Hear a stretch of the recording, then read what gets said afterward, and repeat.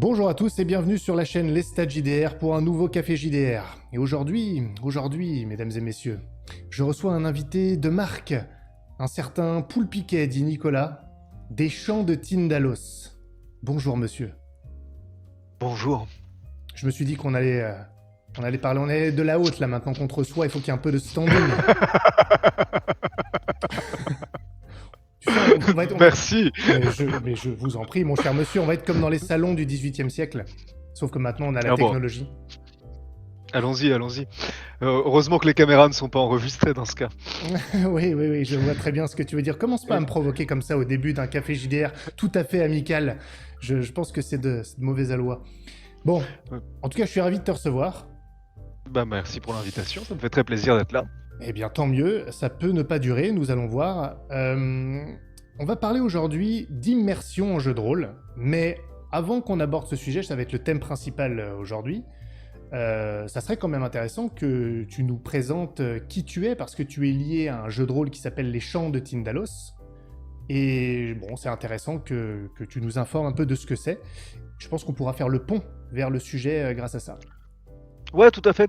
Alors, bah, je vais commencer par parler de moi avant de parler des chants de Tindalos, parce que je suis complètement égotique. Mais en fait, les chants de Tindalos, c'est un jeu de rôle d'horreur qu'on a créé avec les amis, quoi. À la base, enfin, bon, j'ai commencé à faire du jeu de rôle très tôt, trop tôt, dans ma vie. Et en fait, c'est vrai que on jouait. Puis pendant le confinement, on s'est dit, vas-y, on se confine. Il y avait Marie, mon épouse, et un copain avec qui on faisait déjà des jeux de rôle ensemble. On s'est dit, on va faire une campagne, quoi. Et en fait, c'est parti de là. C'est parti notre jeu, il est parti d'une volonté de faire jouer une semaine entière nos amis à un scénario qui se déroulait d'abord dans l'appel de Cthulhu, avec le système de l'appel de Cthulhu. On a créé notre jeu d'abord comme ça, en créant une histoire, en voulant immerger les joueurs là-dedans. Et, euh, et en fait, au fur et à mesure, ça a évolué, ça a évolué. On le fait tous les étés. Là, on va faire la 5e édition cet été. Au bout d'un moment, on s'est rendu compte qu'on avait envie d'avoir notre propre jeu, tout simplement parce qu'on voulait avoir un système qui correspondait à nos besoins. Donc, on a créé ce jeu qui, pour l'instant, est encore en phase de prototypage. Qui est encore en phase de prototypage. Donc il y a un prototype qui a encore évolué depuis, qui est sur notre site, librement accessible. Et là, on est en train de rédiger le manuel. En vue de lancer un financement participatif dès qu'on aura fini la rédaction, parce qu'on ne veut pas faire attendre les personnes, comme c'est malheureusement trop souvent le cas sur les financements Hmm. participatifs. Nous, notre but, c'est de quasiment être prêt à envoyer à l'imprimeur dès que le financement participatif est terminé. Donc en fait, c'est un jeu de rôle qui tourne en convention pas mal pour rencontrer le public et pour faire des ajustements sur le système de jeu. Et c'est un jeu de rôle qui veut permettre l'immersion le plus possible. On reparlera de tout ça après. Voilà, c'est un jeu qui peut se jouer à n'importe quelle époque, mais qui a un lore assez développé sur l'année 1921 et les années qui ont précédé, quoi, pour avoir de la densité historique, ce qui, à mon avis, est un élément qui peut favoriser l'immersion, la densité, mais on en reparlera tout à Bien l'heure. sûr. Voilà en quelques mots ce que c'est les Chants de Tindalos, c'est de l'horreur Lovecraftienne. Euh, le but, c'est de faire éprouver le sentiment le plus ancien de l'humanité aux joueurs, la peur. Euh, en- dans la mesure du possible, avec évidemment les limitations propres au jeu de rôle.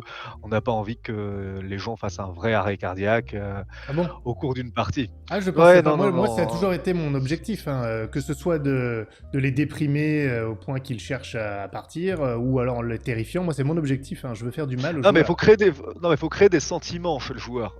Faut créer des sentiments chez le joueur. Je suis tout à fait d'accord. C'est ultra important d'avoir ce truc-là, parce que, en gros, on n'est pas trop dans notre manière de jouer. On est enfin, en fait, notre jeu est né de notre manière de jouer. On n'est pas trop des partisans, si tu veux, du joueur gestionnaire. Nous, c'est pas notre manière de faire.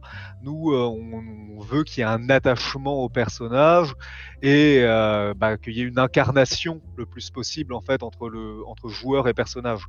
Donc oui, effectivement, comme le souligne Banane, on demande s'il y a des cardiaques parce que ça nous est déjà arrivé en fait, comme on fait jouer énormément de monde.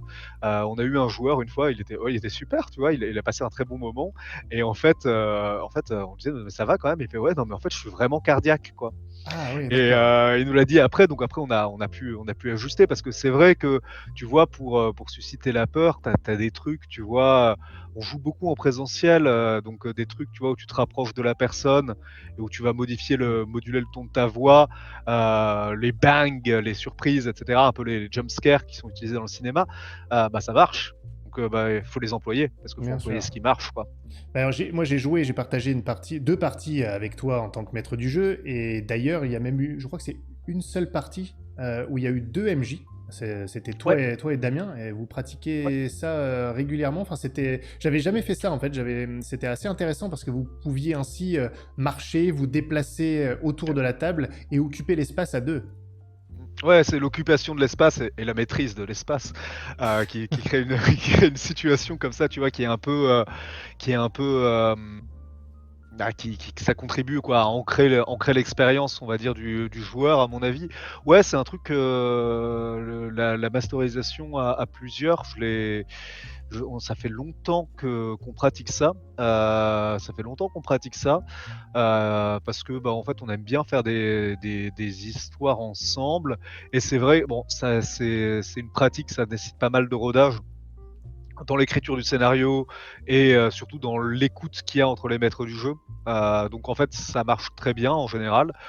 Des fois ça peut foirer, c'est vrai que ouais, comme dit Olivier, ouais, comme on se connaît bien, ça marche, mais c'est pas facile. J'ai déjà fait des co-masterisations avec des personnes avec qui ça se passait moins bien. Parce que soit on manquait d'expérience, c'est possible aussi parce que c'était il y a très longtemps. Donc peut-être que c'était un manque d'expérience aussi, de capacité d'écoute et de rapport, donc ouais, c'est en tout cas la co-masterisation, c'est intéressant. En tout cas, en termes d'effets, ça permet de faire des trucs sympas, quoi. Mhm. Bah là, on a déjà brossé pas mal de sujets qu'on va approfondir aujourd'hui. Donc, on va bientôt plonger dans le thème. Juste une dernière chose quand même pour ne pas occulter ça sur ton jeu, justement. Au-delà de l'immersion, parce que sinon on va faire le sujet avant le sujet, qu'est-ce qui le démarque, qu'est-ce qui le différencie d'un appel de Cthulhu? Parce que tu le dis toi-même, c'est du mythe Lovecraftien. Enfin, il y a quand même de ça. On prend les chants de Tyndalos, il y a une référence. Vous honorez le maître de l'horreur, si j'ose dire. Quelle est sa particularité dans la manière de le pratiquer, ou dans ses règles, ou qu'est-ce qui le démarque? Alors alors, il y a le système de jeu. En fait, on a longtemps joué avec le BRPG de Chaosium et en fait, c'est vrai que c'était un système, qui ne nous convenait pas parce qu'en fait, on jouait sans la feuille de personnage. Moi, j'ai longtemps pratiqué comme ça m'allait extrêmement bien. Bon, bah, voilà, on pose la feuille de côté, on s'en fout. Ce qui est important, c'est de raconter une histoire. C'est un truc auquel j'ai toujours été sensible. Mais en fait, lors d'une de nos éditions, où du coup on faisait jouer les personnes une semaine, on avait quelqu'un, qui était un type de joueur avec lequel j'avais pas trop l'habitude de jouer quoi, qui était, sur sa feuille de personnage. Et moi ce qui me dérangeait, c'était qu'en fait ce qui nous dérangeait d'ailleurs, ce dont on avait besoin, c'était d'avoir un système qui, incite le personnage, le joueur qui maîtrise le personnage à, prendre des décisions qui sont pas forcément des décisions, heu d'optimisation quoi. Tu vois? C'est-à-dire qu'en fait, tu vois, boire le thé que te propose cette vieille dame, c'est l'exemple qu'on prend tout le temps. Que si tu es un joueur qui fait un peu de méta et tu peux pas t'en empêcher, même si effectivement le méta, faut le faire reculer pour l'immersion, mais on y reviendra. En fait, tu regardes ta feuille de perso, tu fais: «Ouais, mais j'ai pas de raison de le prendre ce truc-là parce que je sais que c'est un truc qui est chelou». Sauf que le personnage lui, il a envie de le boire ce thé parce qu'il a le cœur qui bat à 200 à l'heure, parce qu'il revient d'une course-poursuite et parce que putain, il y a enfin un peu de chaleur. Donc on avait besoin d'un truc qui modélisait ça. Et donc c'est pour ça qu'en fait on a créé un système de tension qui sert en fait à... En fait le but c'est que le joueur ait envie de maîtriser sa tension pour qu'il ne perde pas les pédales. Parce que D'accord. du coup, la perte des pédales, c'est une des manifestations que peut prendre la folie. C'est pas du tout la seule, mais c'est un moment où justement le joueur va perdre le contrôle de son personnage. Et le but du joueur, c'est de ne pas perdre le contrôle de son personnage. Comme dans la vraie vie, tu essayes de garder le contrôle de toi-même. Même si ton personnage va être complètement timbré, parce que il va avoir un rapport à la réalité qui est complètement distordu, parce qu'il y a des trucs qui vont le faire vriller. Mais donc voilà, la barre de tension, elle sert à modéliser ça. En fait, tu as envie qu'elle reste basse, et comme tu as envie qu'elle reste basse, bah peut-être que tu vas prendre cette bouteille de whisky, même si tu sais que tu vas conduire après, quoi. D'accord. Je Voilà, vois. ça part de là, et ensuite de sortir du rapport arithmétique aussi. Notre système de jeu a pour objectif de sortir du rapport arithmétique du joueur au jeu, quoi, parce qu'en fait, si tu veux, le problème du pourcentage, c'est que tu as un chiffre. Donc moi, j'aime bien le côté, euh, comment dire, je vais dire jeu, en fait, c'est nous à chaque fois, mais c'est plus simple pour moi. Enfin, je vais alterner entre les deux, quoi. Mais en fait, c'est le côté un peu, si tu veux, le lancer de dés, c'est un truc qui est un autre type de jeu. Tu vois, il y a le jeu où tu incarnes le personnage, le jeu de rôle, et il y a le côté bah, tu vois, tu lances les dés qui, moi, que je trouve intéressant parce qu'il peut susciter des moments de tension pour le joueur, c'est des moments d'enjeu. Le problème, c'est qu'en fait, si tu commences à faire des additions ou des trucs dans ce genre-là, ou à regarder une valeur numérique, bah, tu perds le côté intéressant du lancer de dés, qui est pour moi d'avoir tes dés que tu lances, quoi. Et c'est pour ça qu'on utilise le D6, parce que le D6, c'est un dé qui, premièrement, pour les joueurs débutants, est facile à identifier. Et ensuite, en fait, tu le sépares facilement. Tu vois, les 4, 5, 6, c'est des réussites, tu les mets de côté. Et ensuite, tu comptes jusqu'à 3, quoi. Donc, pour toutes les personnes qui ont du mal à calculer, c'est mieux qu'un DND, par Ah, exemple. bah, Tu vois. moi, j'en connais qui ont du mal à compter jusqu'à 3. Certains nous écoutent d'ailleurs en ce moment. Donc, ils se reconnaîtront. Mais c'est vrai que ça peut simplifier pour certains faibles d'esprit. Néanmoins, ça me parle beaucoup ce que tu dis parce que j'ai sorti une vidéo récemment sur le combat et le combat dynamique, comment le rendre plus énergique, plus cinématique. Et dedans, il y a, parmi les critères à utiliser, à mon sens, pour ça, il y a cette idée de réduire l'usage du vocabulaire de règles parce que il va nous extirper de l'immersion, nous ramener dans le réel, nous ramener autour de la table. Et donc, quand tu dis qu'il faut minimiser le nombre de chiffres, etc., bah, c'est en fait pour laisser plus de place à la narration, instaurer une tension certes, mais que ça n'occupe pas trop l'espace ou plutôt le temps, euh, que ça nous Ouais, et sorte. l'esprit du joueur, Et l'esprit du en joueur, fait. absolument. Ouais. C'est ça, en fait, c'est qu'effectivement, il y a un coût cognitif qui est. Enfin, tu te prends, tu réfléchis au truc, quoi, quand tu dois te dire, ok, ouais, qu'est-ce que je prends, qu'est-ce que je fais, etc. Et en fait, tout ce temps-là, tu as tout à fait raison, elle est très bien. D'ailleurs, ta vidéo sur les combats, je la recommande. C'est un truc qui te fait sortir de l'expérience de jeu. Et donc, pour moi, ouais, moi, ce que je dirais, c'est que le système de jeu, ça doit être un moteur invisible, quoi. Tu vois. Ouais, c'est bien de pouvoir te reposer sur ton moteur. Et c'est vrai que nous, avec l'appel de Cthulhu, bon, bah en fait, on avait un truc, si tu veux, qui était, enfin, en termes de moteur, ça nous convenait pas, quoi, parce que c'était un truc qui ne drivait pas assez. Et c'est vrai que la possibilité d'amener de la tension, là, c'est vrai ce que dit Banane en convention, hein, on se retrouve en convention, ça passe ou ça casse, ça dépend beaucoup des tables. C'est des conditions qui sont très dures pour donner de l'immersion. Mais bon, bah, même quand on est derrière un concert de pop japonaise, tu vois, qui nous déboîte les oreilles, ça peut marcher. Donc c'est pas la manière dont on joue habituellement. Nous, c'est vrai qu'on en reparlera tout à l'heure, mais il y a la lumière, il y a le son, il y a des tas de choses qui sont là pour favoriser l'immersion et la rendre possible, en fait, qui sont pas possibles en convention. Mais du coup, c'est vrai que le système de jeu, c'est un critère important, et la manière de mener aussi, le rapport à tout ça, c'est. Enfin, voilà. Je- Je te laisse continuer. Ouais, trop aimable. Non, non, non, mais c'est très intéressant. Et moi, je vais continuer là-dessus. Et après, on va vraiment officiellement embrasser le thème, même si on a déjà commencé. Il y a une question dans le chat qui est intéressante. Je vais l'amener. Cortex demande si c'est. Enfin, il demande, c'est peut-être une question rhétorique. Il demande si c'est un prérequis pour passer une bonne session que d'oublier qu'on joue, donc les règles. Bon, moi je vais me permettre de commencer par répondre. Je pense que c'est pas un prérequis pour passer une bonne session. On est plus ou moins sensible à la présence, à l'omniprésence des règles dans le vocabulaire et autour de la table. Le côté bonne session, c'est autre chose. En revanche, je pense que si pour passer une bonne session, vous misez à fond sur l'immersion, que c'est un élément très important, je pense réellement que de se voir rappeler souvent, régulièrement, beaucoup que l'on joue, ça ne va pas forcément entamer votre plaisir autour de la table, mais si vous recherchez l'immersion, ça va forcément pas aider. Vous serez moins immergé si on fait appel aux règles sans arrêt, que vous êtes sans arrêt rappelé à la réalité, parce qu'à mon sens, l'immersion, et d'ailleurs j'allais te poser la question après, donc je vais peut-être pas donner la réponse, j'allais dire ce que c'est pour moi l'immersion, mais je vais plutôt te renvoyer la balle et te demander qu'est-ce que c'est d'ailleurs pour toi l'immersion. Quand tu parles d'immersion, tu penses à quoi? Moi, quand je pense à l'immersion, je pense vraiment à être plongé dans un bain, quoi.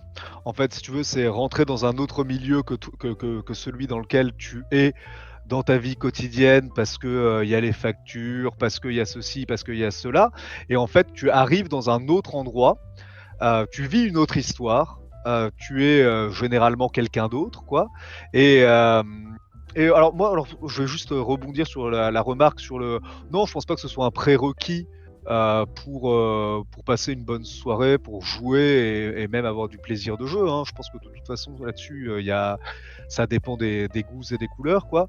Mais je pense effectivement que si tu veux, c'est un truc qui va te sortir justement de ce truc qui est constitué par la pratique du jeu de rôle, immersif, qui consiste à faire que tu es à la fois là et en même temps ailleurs, quoi.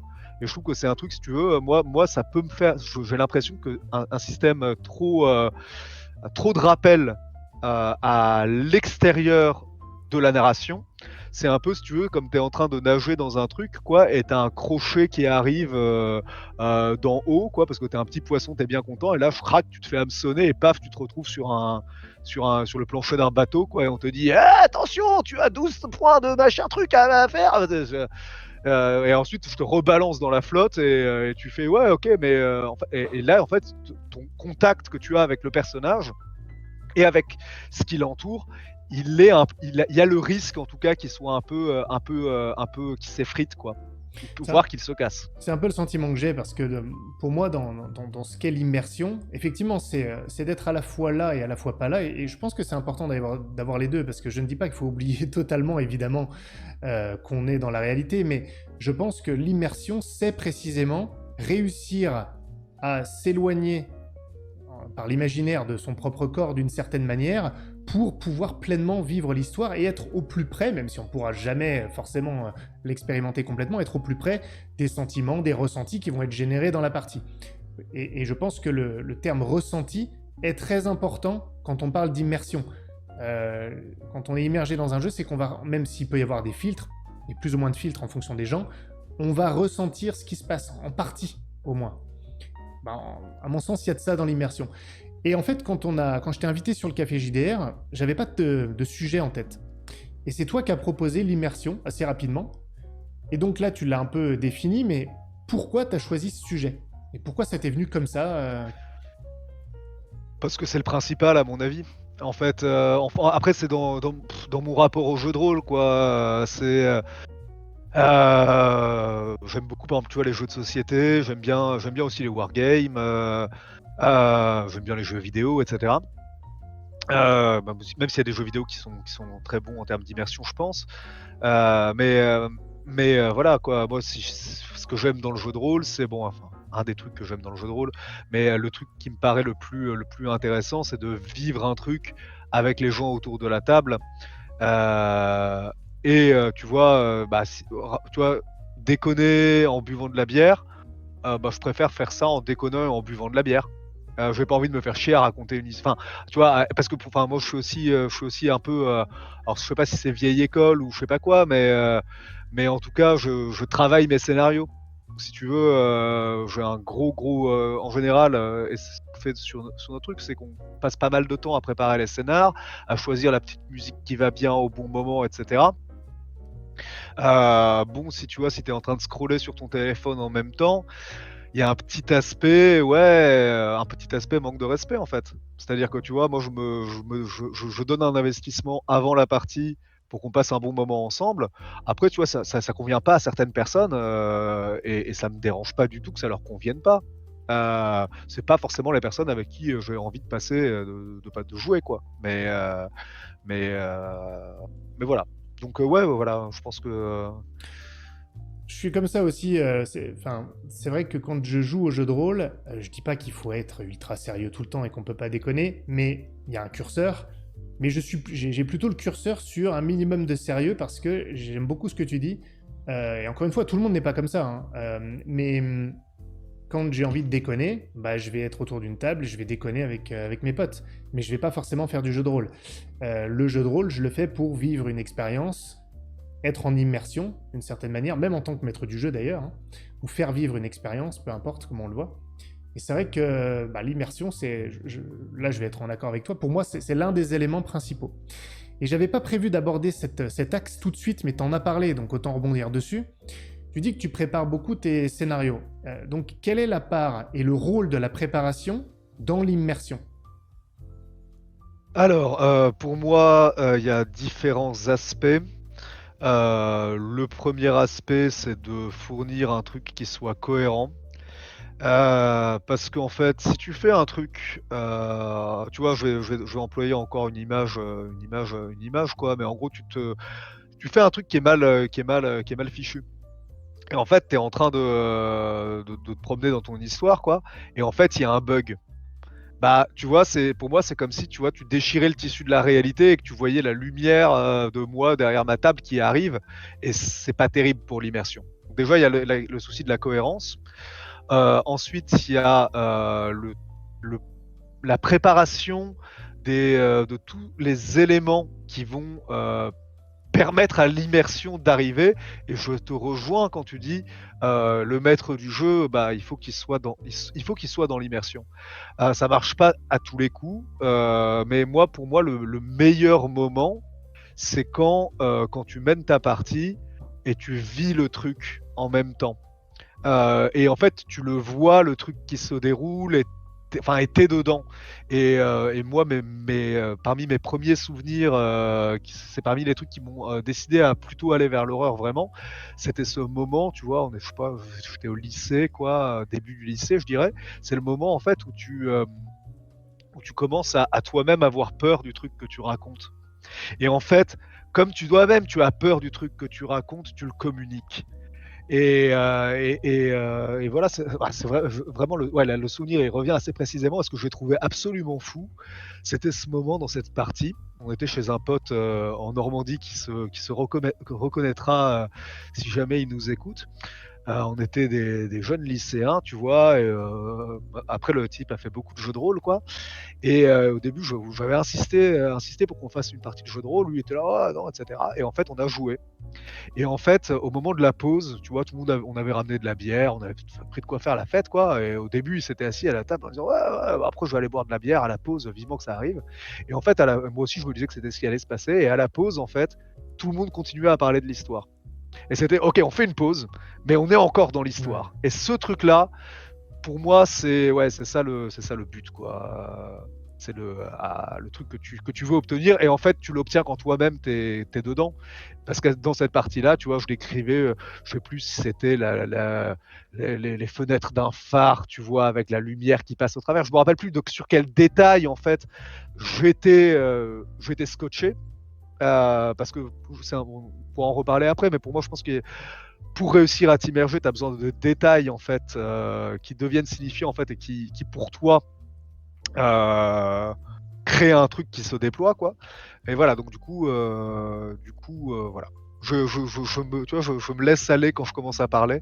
Va falloir me recadrer là, Leslie. Non, mais alors, je vais te recadrer, je vais te donner deux, trois baffes et ça sera plié. Mais tu dis un truc qui est important et le fait que tu te laisses emporter, pour moi, ça c'est important dans le jeu de rôle. J'ai remarqué quand j'ai joué avec toi, et ça m'a beaucoup parlé, qu'il y avait quelque chose. Je vais te brosser un peu dans le sens du poil, mais bon, t'inquiète pas, ça te fera toujours un peu plaisir. Euh, Après les baffes. voilà, exactement.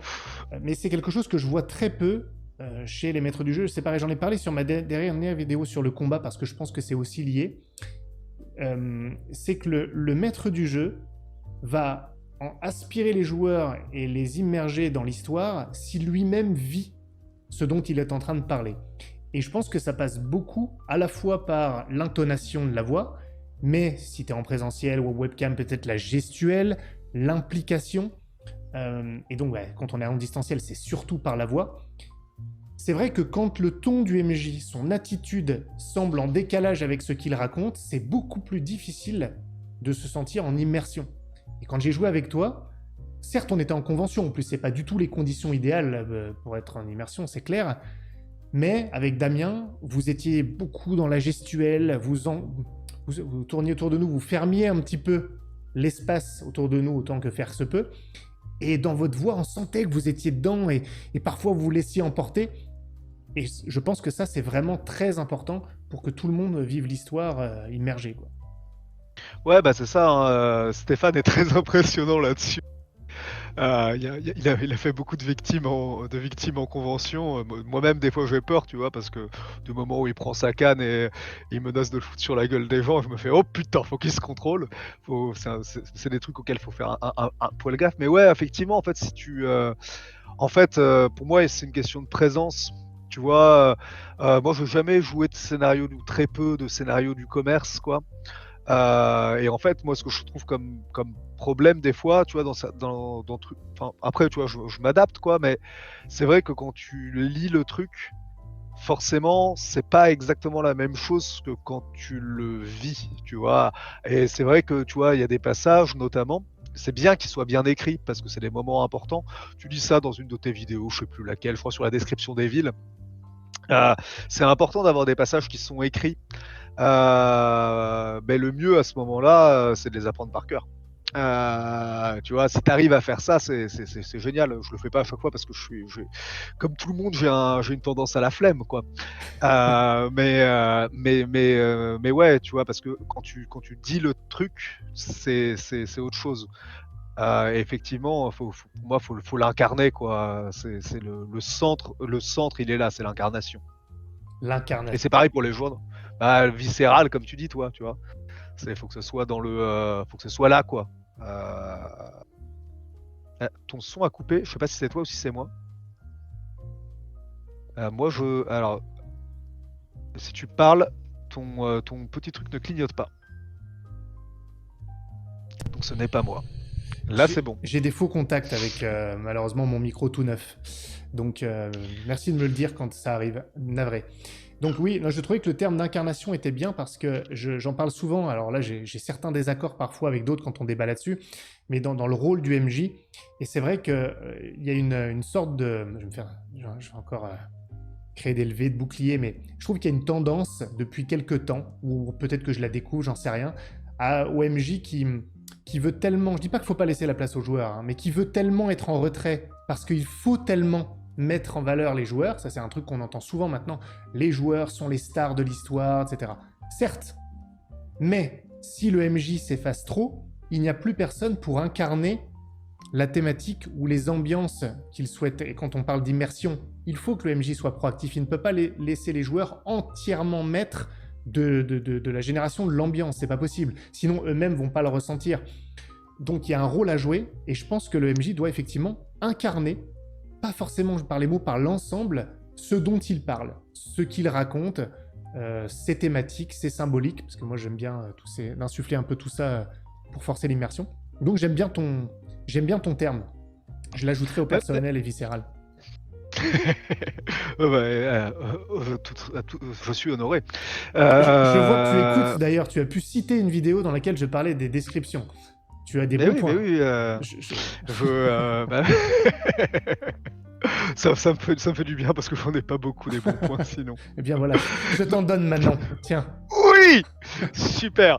Non, mais par contre, tu vois, je vais revenir sur ce que tu dis sur le MJ qui s'efface et la place à laisser aux joueurs.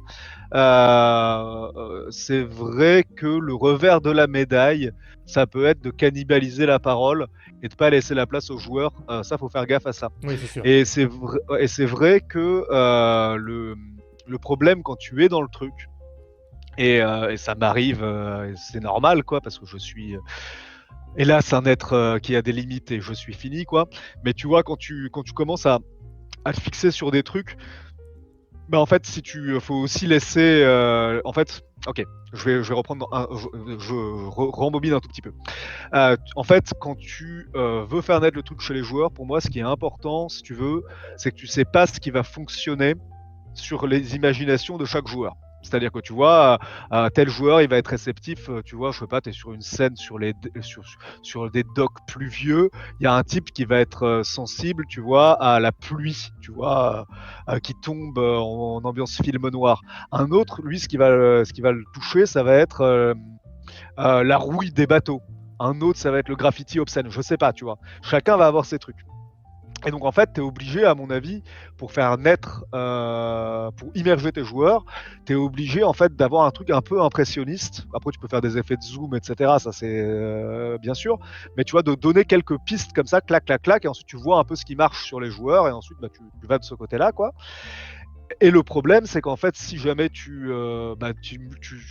faut réussir à s'arrêter. Et c'est un peu pour moi la gymnastique, tu vois, de réussir. Ok, bah là, je vais arrêter de piquer partout où je peux pour essayer de trouver à quel endroit il est sensible, ce type-là. Tu sais, t'es avec tes aiguilles, là, tu fais tac, tac, tac, tac, Mhm. tac.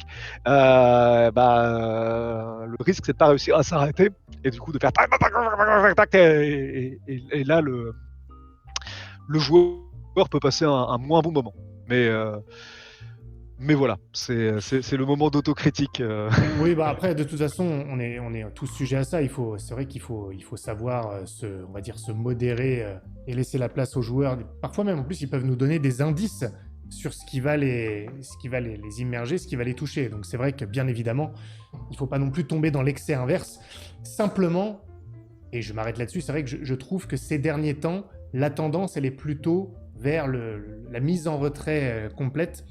Et moi, personnellement, même en tant que joueur, lorsque j'ai en face un MJ qui n'est pas présent, donc je ne sens pas la présence, qui justement n'incarne pas ses thèmes, etc., eh bien, j'ai beaucoup plus de mal à rentrer dans la partie.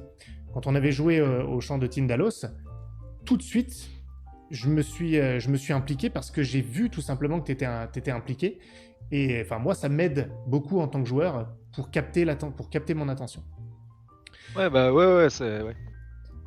Bah merci, je vais plus pouvoir mettre mes pompes là avec mes chevilles qui vont Ouais, gonfler. ça va être compliqué, ça va être compliqué. Mais t'inquiète pas, on trouvera comment te tacler à un moment, il y a pas de souci. Oui, bah j'espère bien, hein, ça fait partie du contrat Exactement. qu'on signe avec le diable, il n'y a aucun problème. Bien sûr, bien sûr.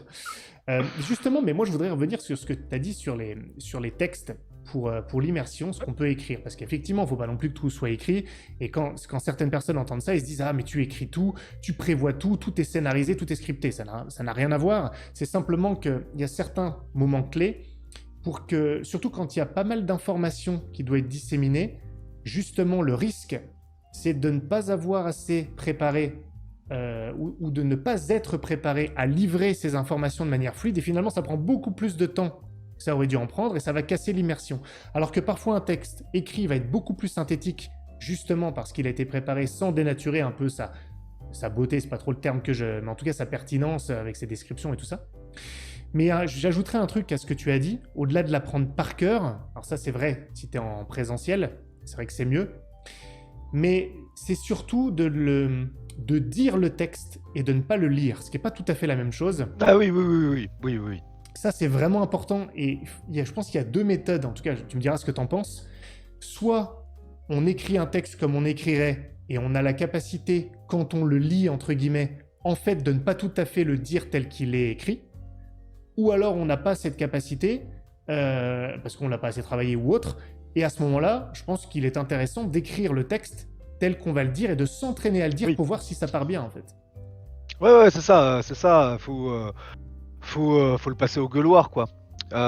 Tu vois, tu as ton texte, il est fait pour être dit. Tu vois, peut-être qu'il sera imprimé un jour si jamais t'édites ton scénario, mais s'il a de valeur que parce qu'il est écrit sur du papier, on s'en fout. Ou alors tu fais du JDR textuel, tu vois. Tu peux en faire, hein. J'en faisais un peu il y a longtemps sur IRC, tu sais. J'en ai fait beaucoup. Voilà. Mais effectivement, ouais, il faut le dire. Il faut le dire, le principal, il est là. Le principal, il est même pas dans l'apprendre par cœur. Enfin, il faut que tu sois dans la parole qui se partage avec tes joueurs. Si tu partages pas le truc avec tes joueurs, c'est bah, honnêtement, en fait, voilà, la passivité par rapport au truc, tu vois. En fait, à la limite, si tu veux regarder un truc, tu regarderas plutôt, tu regardes une série, quoi, tu vois, où tu as des trucs qui ont été écrits par des gens qui ont passé plus de temps que la plupart des maîtres du jeu, et donc qui remplissent le taf, tu vois, du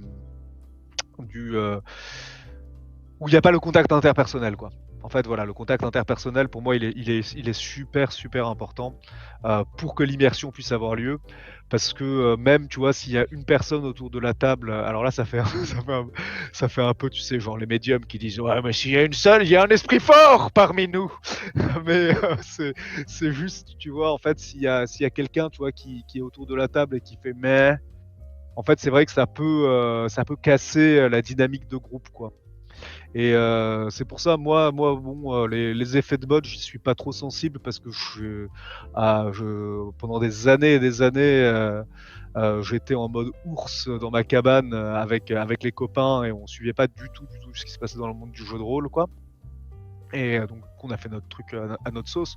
Donc les effets de mode, j'y suis pas particulièrement sensible.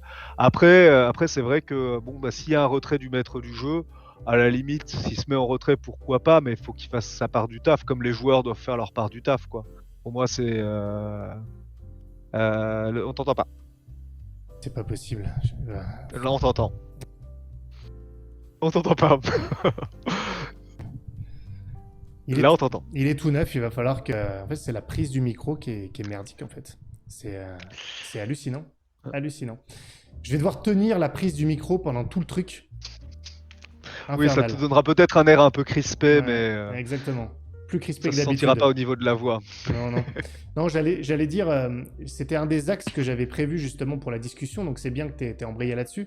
Je pense que dans l'immersion, tu l'as dit, c'est vrai que quand tu as un joueur qui est pas tout à fait câblé pareil, c'est vrai que ça peut rendre difficile l'immersion du groupe. Alors, c'est pas que le joueur est forcément responsable au sens strict, des fois il y a quelqu'un qui se câble pas. J'ai une petite anecdote à partager là-dessus d'ailleurs, sans donner les détails pour pas spoiler un éventuel scénario, mais c'est vrai que parfois la synergie du groupe, la manière dont chacun vit l'immersion, je pense que c'est hyper important.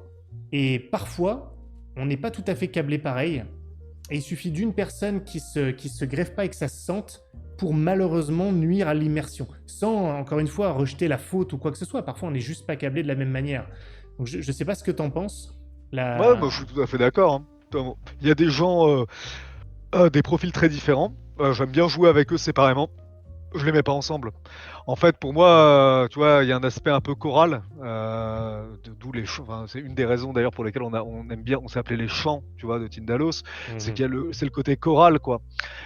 C'est le côté, bah, ensemble, on va faire un truc. Et c'est vrai que bah faut qu'il y ait un peu de synergie, quoi. S'il y a pas de synergie, bah ça fit pas, quoi. Donc, et c'est pas la faute forcément des personnes individuellement, c'est des questions d'alchimie et des gens qui sont très bien individuellement, avec qui on peut avoir du plaisir à jouer. Si tu les mets en face de quelqu'un d'autre, ça peut créer un truc absolument atroce dont tu n'as jamais envie qu'ils se reproduisent. Alors que si tu les sépares, bah, ça se passe super bien, quoi. Dans des groupes différents, bon, Alors, c'est les gens, quoi. j'ai rien eu d'atroce comme ça, vraiment un truc où ça allait pas du tout. Quoique, enfin, mais c'est pas vraiment une question d'immersion. J'ai eu une fois un souci avec un joueur, ça allait vraiment pas, mais c'était pas que de l'immersion.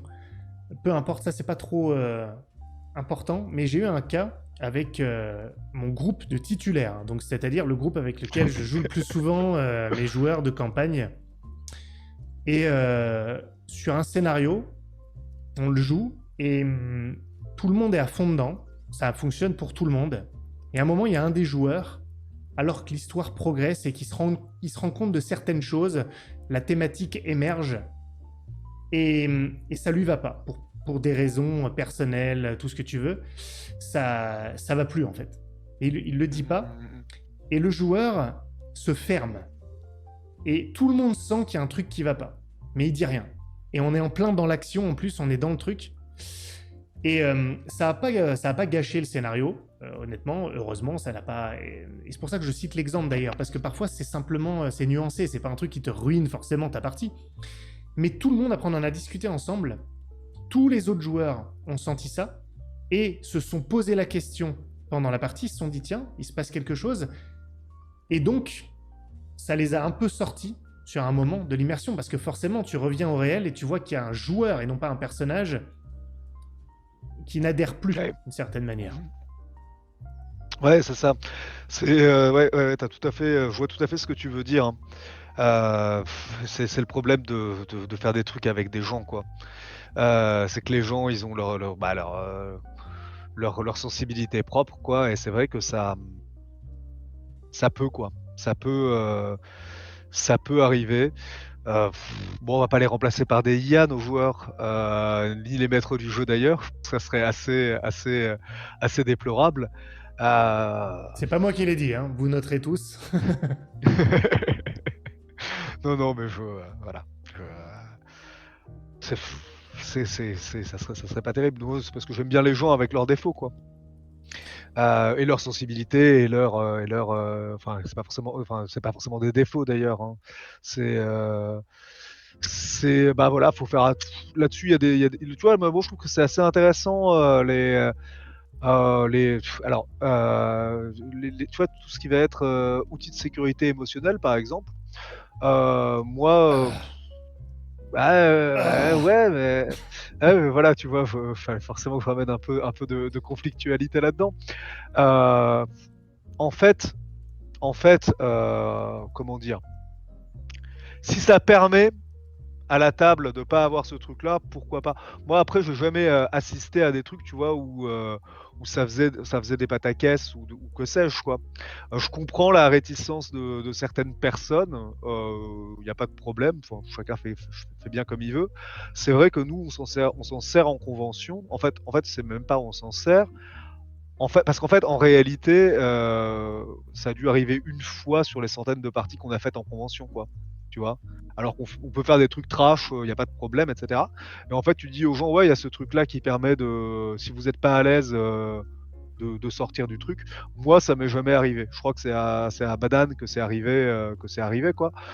Donc bon, enfin, en tout cas, je trouve que c'est intéressant que la question soit posée, tu vois, dans la pratique. Alors, je pensais pas qu'on Euh, irait sur ce sujet-là parce qu'il y a l'immersion, mais allez, je me permets l'incartade. Bon, moi, je suis très clair, je déteste le principe de la X-Card, mais en revanche, c'est pas le fait d'être attentif, c'est juste la X-Card en soi, le fait de matérialiser, de créer une règle comme ça. Je trouve que, bon, bref, on veut tout pour la sécurité, on veut que des règles, des trucs, ça me gonfle. Quand tu m'as donné la X-Card d'ailleurs, tu l'avais un peu fait exprès, mais ça m'a brûlé les mains. Et en plus, tu sais que, je crois que tu le sais pas, je crois que il y a quelqu'un dans le groupe qui a pris la X-Card. C'est pas moi. C'est pas moi, donc je sais pas, c'est un vol, tu peux t'en plaindre. Et je me suis retrouvé avec la X-Card chez moi. Je pense que c'est la personne que tu hébergeais. Ouais, on ne Euh... dira rien, mais franchement, c'est absolument honteux. Donc bref, moi je suis pas pour ça. En revanche, tu vois, j'ai eu un cas pour un scénario dont j'ai assez souvent parlé, qui peut être un peu compliqué pour certaines personnes. J'ai eu une demande en amont, une personne qui m'a dit bah, comment tu gères ça justement quand bah, c'est un peu trop. Et j'allais en parler d'ailleurs par rapport à l'immersion, parce que je pense que c'est quand même lié.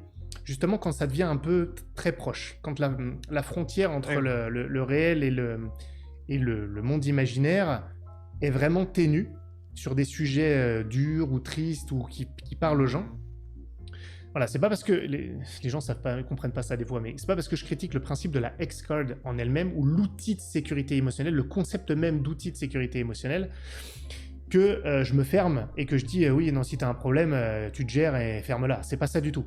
La personne m'a demandé, moi je préfère ça, toi c'est du bon sens, il n'y a pas de règles, il n'y a pas de trucs. Je dis comment tu gères ça, comment ça se passe, est-ce qu'on peut arrêter, est-ce que je peux, je sais pas, moi fermer ma webcam, etc. Je dis mais tu fais ce que tu veux, t'as juste à me le dire, soit par écrit, soit oralement, fais une pause, il n'y a pas de souci. Alors on me dira, mais c'est pareil, c'est la même chose que la X-Card. Ben non, c'est pas la même chose. Parce que là, c'est juste de l'interaction humaine, il n'y a pas de codification de droit. Hein, on n'est pas à signer un contrat pour dire oui, tu as le droit de. Enfin bon, suivez mon regard, ça va aller au-delà au-delà du débat jeu de rôle. Mais maintenant, on est sur du bon sens et de l'interaction. Et bien évidemment, quand ça arrive, quand l'immersion, pour le coup, est trop forte, parce que les gens se retrouvent, et ça, je pense que ça joue dans l'immersion, on va revenir là-dessus, mais quand ça parle aux gens et à la vie des gens, l'immersion, elle est plus forte. Parce que le réel et l'imaginaire commencent à se connecter. C'est pour ça que je trouve qu'on est peut-être plus facilement immergé. Et là, je te tends la perche pour ce que tu as dit en introduction sur les références historiques, etc. Quand on a des points de repère qui nous ramènent aussi dans le monde réel, que ce soit historique ou des éléments de vécu nous-mêmes, ou des choses qui pourraient nous arriver, qui sont peut-être plus probables, bah, l'immersion, parfois, est plus forte. Oui, alors je suis tout à fait d'accord, avec toi. Moi, c'est la raison pour laquelle je me suis, même si c'est des univers que j'aime beaucoup, je me suis éloigné de tout ce qui est, fantasy ou, trop grande, on va dire, moi j'aime bien jouer dans des cadres réalistes, à titre personnel. Et en fait, oui, parce que ces repères-là, ils te permettent de te figurer ce qui t'entoure. Et en fait, t'es pas, tu vois, un chevalier de Norba qui. Enfin, et t'as aucune idée de ce que ça veut dire, un chevalier de Norba. En fait, après, ça peut se reconstruire. Et moi, c'est un truc duquel je voudrais parler.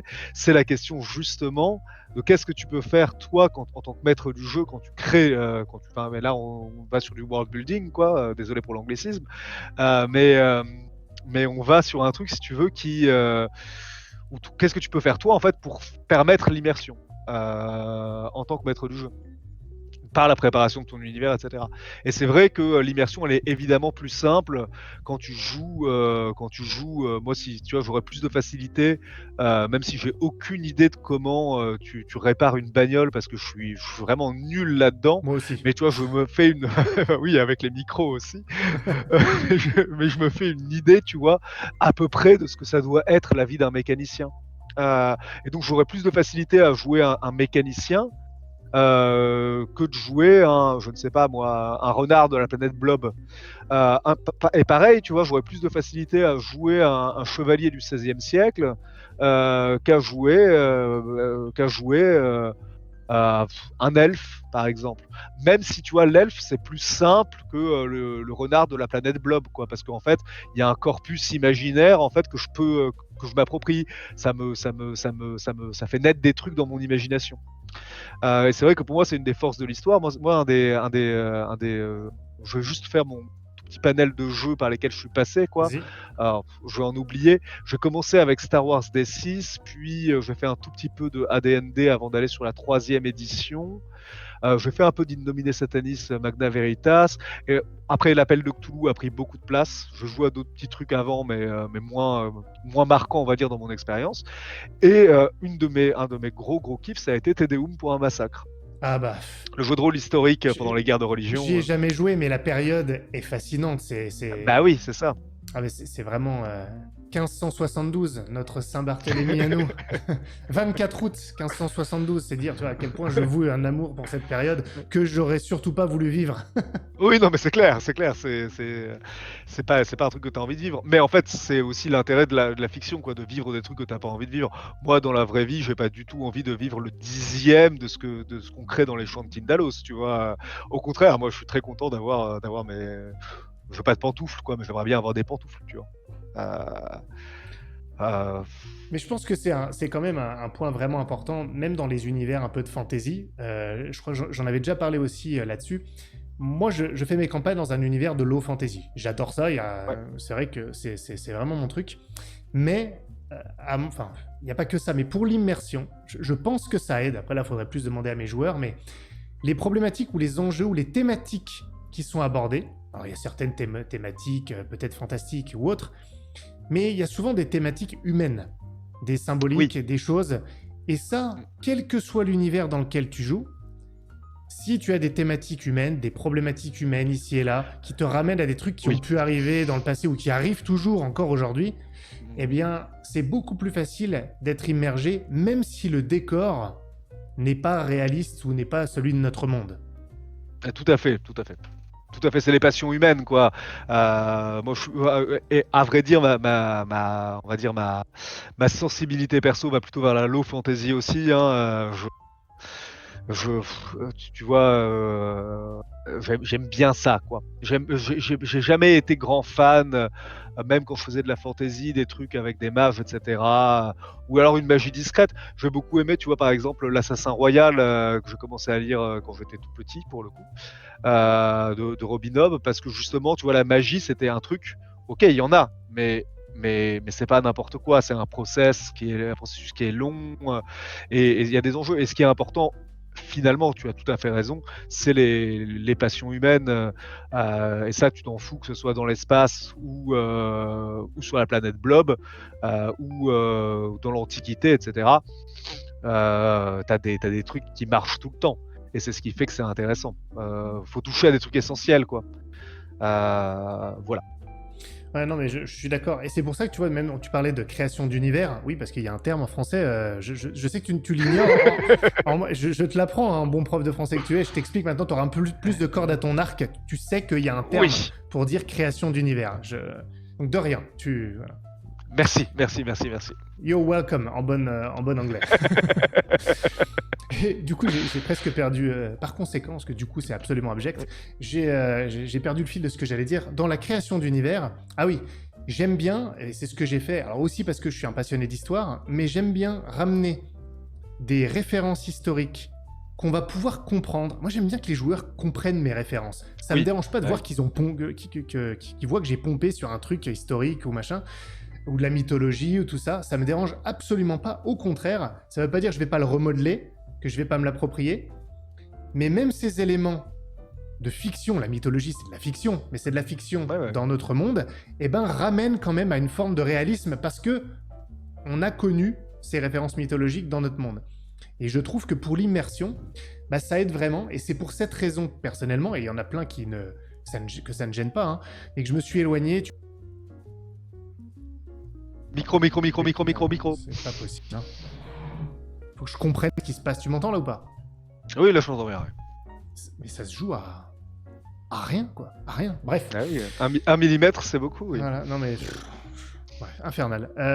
Ça aussi, ça va m'énerver. Donc, je sais plus ce que je disais, mais enfin, bref. L'immersion, il faut puiser dans le réel, que ce soit dans les émotions humaines ou autres, ça fait vraiment... même dans des trucs... tu sais, c'est comme dans les films... Tu vas dire quel rapport? Au cinéma, les films d'action. T'as deux types de films d'action. T'as le film d'action où t'as que de l'action. Et en fait, voilà, c'est peut-être assez terne. Et t'as des films d'action derrière lesquels il y a quelque chose. Il y a une histoire, il y a une référence, peut même y avoir il y a autre chose que l'action. Mais alors que ça peut dépoter à fond, tu vois. Mais il y a un caractère, il y a une symbolique, il y a une émotion humaine derrière, il y a une relation entre les personnages. Et ça, je trouve que ça amène une profondeur, même quand c'est du piou-piou dans tous les sens. Et je trouve que c'est un peu le même principe pour l'immersion. Ça ajoute une couleur qui va t'amener de ramener des choses qui sont réelles et que tu peux comprendre, qui ne sont pas seulement liées à l'univers fictif dans lequel on joue. Ouais. Alors moi, je suis tout à fait d'accord avec ce que tu dis. Après, je pense que, alors, dans le cas du jeu de rôle, quoi, je trouve que ce qui aide beaucoup, c'est en fait d'avoir un sentiment pour le joueur qu'il y a une réalité concrète, tu vois, qui l'entoure. Je vais reparler un tout petit peu des chants de Tindalos. En fait, c'est cette idée que ton personnage, vu qu'il existe, tu vois, il a une histoire et il interagit avec un monde qui a une densité que tu pourras jamais construire entièrement, ça c'est clair, que tu pourras jamais décrire entièrement, que tu pourras jamais imaginer entièrement, mais il est dans une réalité qui a une épaisseur qui est forcément plus longue que celle de ton scénar, quoi. Et donc, pour que ça arrive, en fait, si tu veux, moi je trouve, euh, c'est pas nécessairement que ça existe, tu vois, cette épaisseur. Il faut qu'il y ait l'idée que ça existe, l'impression que ça existe. Donc, nous, on a fait le choix de. Du coup, c'est pour ça qu'on a poncé l'or de notre ville, tu vois, Mhm. l'univers, l'historique de notre ville, en lui faisant des siècles d'histoire, des quartiers, des trucs, etc. En fait, le principe, c'est justement de favoriser l'immersion, en fait, en créant une réalité alternative. Et en fait, quand tu fais un jeu de rôle, après, t'es pas obligé d'aller dans ce truc-là. Nous, c'est vrai qu'on est un paquet de déglingués qui avançons de ce côté-là. Donc, ça facilite la chose d'être plusieurs. C'est vraiment beaucoup, beaucoup, beaucoup plus simple parce que seul, on n'y arriverait absolument pas. Mais en fait, ce qui est important, moi, je pense, quand tu fais un jeu de rôle, c'est en fait de donner au joueur l'impression que s'il veut gratter d'un côté, il peut gratter d'un côté.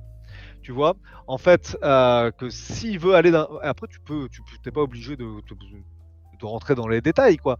Mais en fait, il faut créer cette illusion de liberté complète pour moi du joueur. Même si effectivement il va suivre les rails que tu lui as posés. En fait, il est complètement libre, mais toi, avec ta construction de scénario, ta construction d'univers, etc., t'orientes son choix absolument libre. Mais bon, si tu veux être, tu Je vois, tu suis veux pas être sûr. cohérent, Alors là, il y a une situation qui va être intéressante. Parce que ouais. je vais pas être en accord, pas tout à fait. Et beaucoup de gens pensent que je dis exactement ce que tu viens de dire. Et c'est ça qui est un peu marrant. J'ai beau leur Ah, dire très que bien. non, ils sont convaincus de ça. Et en fait, non, moi je suis pas tout à fait d'accord. Alors, peut-être qu'on veut dire la même chose, mais je veux le vérifier. Euh, je pense pas qu'il faille une illusion de liberté. Je pense vraiment pas. Je pense qu'il faut une liberté du joueur. Simplement, comment l'expliquer? Les joueurs sont pas non plus débiles. Mais c'est même pas débile en tant que joueur, ils vont dire on va aider le MJ. C'est pas ça, même en tant que personnage.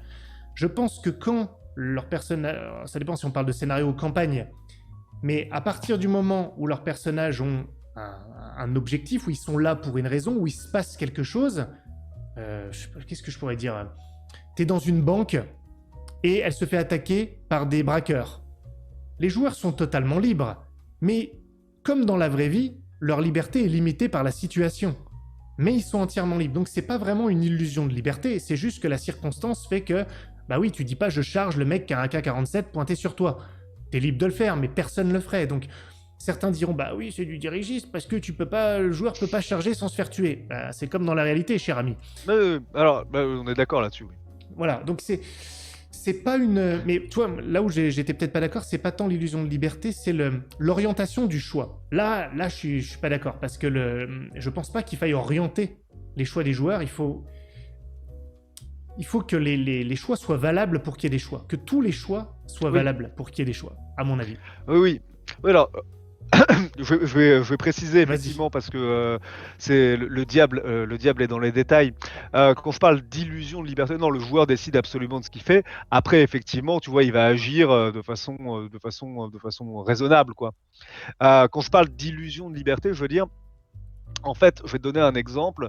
Ton mec qui se planque dans la banque, imaginons, ils sont là enfin voilà, il y a des suspicions de détournement de fonds ou que sais-je. En fait, si le mec il te dit je vais ouvrir un tiroir, bah il ouvre un tiroir. Tu peux pas. Le joueur est complètement libre effectivement de choisir d'ouvrir ce tiroir. Et tu dis bon bah il y a des documents. Le joueur te dit je prends les documents et je commence à regarder, tu vois. Et en fait, il y a un moment où toi tu vas être bloqué. En fait, parce que enfin, tu vois, mettons le cas caricatural, tu vois, on va maximaliser l'exemple pour pousser dans les limites. Et le joueur te dit, bah, je prends le premier dossier. Je le prends avec moi, je le prends avec moi. Bon, il le prend avec lui. Et il arrive à échapper au braquage, etc. Il a toujours le dossier. Et il commence à te dire, je l'ouvre et je le regarde. Bon, je veux voir la page 3. Il y a quoi sur. Enfin, tu vois, en fait, tu es obligé à ce moment-là de fermer. C'est-à-dire qu'en Ah fait, oui, d'accord. c'est ça que je veux dire. C'est que. D'accord. Et ensuite, l'orientation, pour moi, en fait, tu orientes le choix de ton joueur en faisant en sorte qu'il y ait un braquage. Tu vois, c'est qu'en fait, lui, il décide d'aller à la banque. Et toi, tu te dis, là, il y a un type avec un flingue qui arrive. Bah voilà, oui, il fait absolument ce qu'il veut, mais il y a une orientation. Tu es dans un jeu réaliste, mais voilà, bon, après, là, c'est vraiment C'est du du pinaillage. détail. Non. Ouais, je pense qu'on est d'accord sur le fond. Mais Euh, justement, dans le terme détail, j'en reviens un peu en arrière parce que l'un des auditeurs a réagi là-dessus, toujours le même. Euh, tu as dit quelque chose tout à l'heure, alors là, je reviens vraiment en arrière hein, pour le coup. Quand tu parlais des descriptions, je crois que c'est à ce moment-là, ouais, tu as parlé de ouais, s'appuyer sur des éléments de détail parce que ça va ancrer les joueurs, ou je sais pas exactement ce que tu as dit, pour l'immersion, je ouais, sais pas ouais, si tu vois. Et ça, j'aimerais ouais, que tu ouais. développes, c'était intéressant. Ouais, en fait, à mon avis, l'immersion est l'un des rôles du maître du jeu, ça va être de recréer pour le joueur par la narration l'expérience de ce que son personnage est en train de vivre. Le joueur, il décide de ce qu'il fait, mais en fait, en tant que maître du jeu, il y a le côté pour moi, tu vois, en fait, où quand tu décris l'environnement, tu vas pouvoir donner, tu vois, des mini points de focalisation. Tu vois, je sais pas, le souffle empuanti de l'haleine du videur de la boîte de nuit, tu sens une odeur de whisky. Et en fait, et là, ensuite, tu peux partir un peu où tu veux. Tu peux partir sur un autre détail, ou tu peux continuer ton zoom sur la focale, parce que si tu as envie de te focaliser sur l'haleine, cette odeur te rappelle, et là, tu pars sur un souvenir du personnage. Enfin, en fait, en fait, tu vois, le fait que le personnage éprouve quelque chose, c'est toi qui le décide. Le fait que le personnage remarque un détail, c'est toi qui le décide. Et donc en fait, en, en donnant tous les détails de l'environnement, enfin pas tous justement, mais en choisissant les détails signifiants dans l'environnement, ça permet de permettre aux joueurs de se dire bah ouais, j'y suis. Tu vois, j'ai la sensation, et là, il faut convoquer les cinq sens, quoi, l'ouïe, l'odorat, le toucher, le goût. Et en fait, c'est de recréer, tu vois, une sorte de réalité dans laquelle le joueur est. Ouais, je suis d'accord avec ça. Moi, je retrouve beaucoup ça. Je rabâche un peu hein, parce que j'en parle beaucoup, mais je retrouve ça dans dans la littérature et dans certaines littératures. Et je cite beaucoup Maupassant, qui est pour moi extrêmement doué pour faire ça. C'est en Ouais. quelques mots, en quelques phrases, il fait appel à tous les sens et tu t'intègres dans la scène. Alors, je fais une petite parenthèse parce que, pareil, l'un des auditeurs disait, moi, ce qui m'apporte dans l'immersion, ça va être les enjeux. Tout ça, c'est le dynamique. Là, on est en train de s'attarder sur le statique pour l'instant, enfin, en tout cas, l'environnement, l'enveloppe. On va venir sur le dynamique après. Mais je cite Maupassant parce que quand je lis Maupassant, c'est pas aussi dense qu'un Victor Hugo ou autre en Ouais, termes de description. Mais, je surveille mon micro, tout va bien. tout va bien. Mais vraiment, je pense notamment, la première fois que j'ai découvert Maupassant, c'était il y a longtemps avec la nouvelle Boule de Suif, où il décrit c'est tout con, hein, oui, certaines personnes trouvent même que c'est chiant. Moi, le premier, normalement, il décrit le panier d'osier de Boule de Suif dans laquelle il y a plein de mets, et j'avais envie de bouffer ce qu'il y avait dans ce panier. Tellement, alors que j'étais jeune, j'étais pourtant très réceptif à ça à ce moment-là, alors que c'est une scène a priori, il se passe pas grand chose non plus, Ouais. encore que. Il se passe quand même pas mal de choses dans ce carrosse ou ce chariot, mais peu importe. Et en fait, je trouve que dans l'immersion et dans la littérature, ce genre de procédé où tu fais appel à certains détails, pas forcément 15 000 détails, vont être suffisants, ça va être des marqueurs, des points de repère pour que les joueurs, oui, si les joueurs, là on parle plus de les lecteurs, les Ouais. joueurs, voilà, en fait, utilisent ces détails et ressentent, en fait, ils ressentent les lieux, l'environnement, plus que, on parle souvent de spatialisation, on parle des battle maps et tout ça.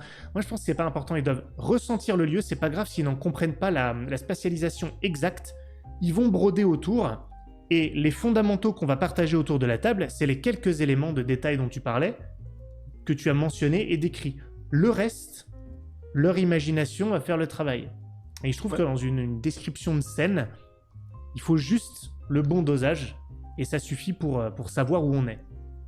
C'est ça. Et en fait, pour moi, c'est une condition, en fait, c'est un prérequis pour que l'enjeu puisse émerger. En fait, c'est-à-dire que si tu veux, si tu veux créer, je sais pas, tu vois, des thèmes, tu vois, la mort du père, ou que sais-je, tu vois, des thèmes qui sont universels, quoi, et qui parlent à tout le monde. C'est beaucoup plus simple pour moi, en tant que joueur ou même en tant que meneur, de le passer, si en fait, c'est pas seulement une abstraction, quoi. C'est à ce moment précis, à cet endroit-là, où mon personnage est, il se passe ça. Tu vois, parce que sinon en fait c'est un concept en fait, et pour moi justement de toute façon tous il y a toujours des concepts, hein, chez les joueurs, et chez les meneurs aussi, quoi. On partage ça, mais en fait c'est pas un moment d'intellectualisation, tu vois. Faut qu'il y ait un truc qui se joue, et pour que le truc se joue, faut que le personnage existe, et pour que le personnage existe, il faut qu'il soit à un endroit, et pour qu'il soit à un endroit, il faut que il y ait les 5 sens, quoi. Donc, euh, donc voilà, pour moi, je passerai par là.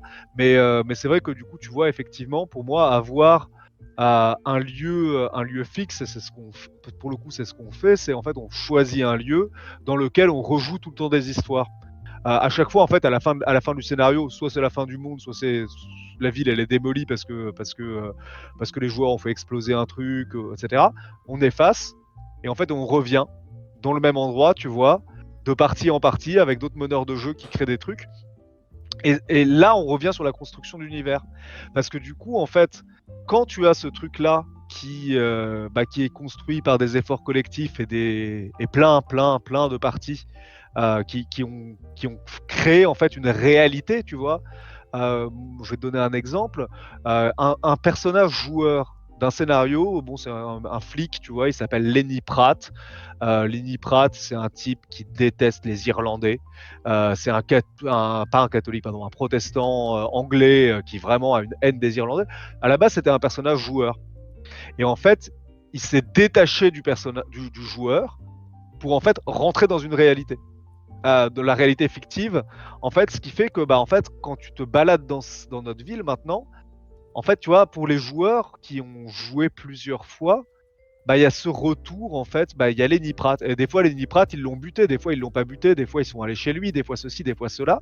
Et en fait, ça crée cette sensation de profondeur pour les joueurs. Enfin, il y a plein de manières de le faire, hein, différentes. C'est pour ça que je veux parler de. En fait, pour moi, voilà, il faut que le joueur ait toujours cette impression de profondeur. Après, il peut être dans une cour, etc. Mais l'idée, c'est qu'en fait, s'il décide de focaliser son attention sur un truc, il peut se focaliser sur des trucs. Ça, c'est Et intéressant. voilà. Très... Et là, tu le fermes pas. Ça, c'est Voilà. très intéressant. Et ça rejoint, à mon avis, la notion des éléments de détail que tu donnes, les quelques points de repère. Et entre ces points de repère, ça reste peut-être flou, mais s'il veut enlever un peu le flou, s'y intéresser, alors là, on fait, pour le coup, ça va en faire rire certains, on fait émerger certains détails.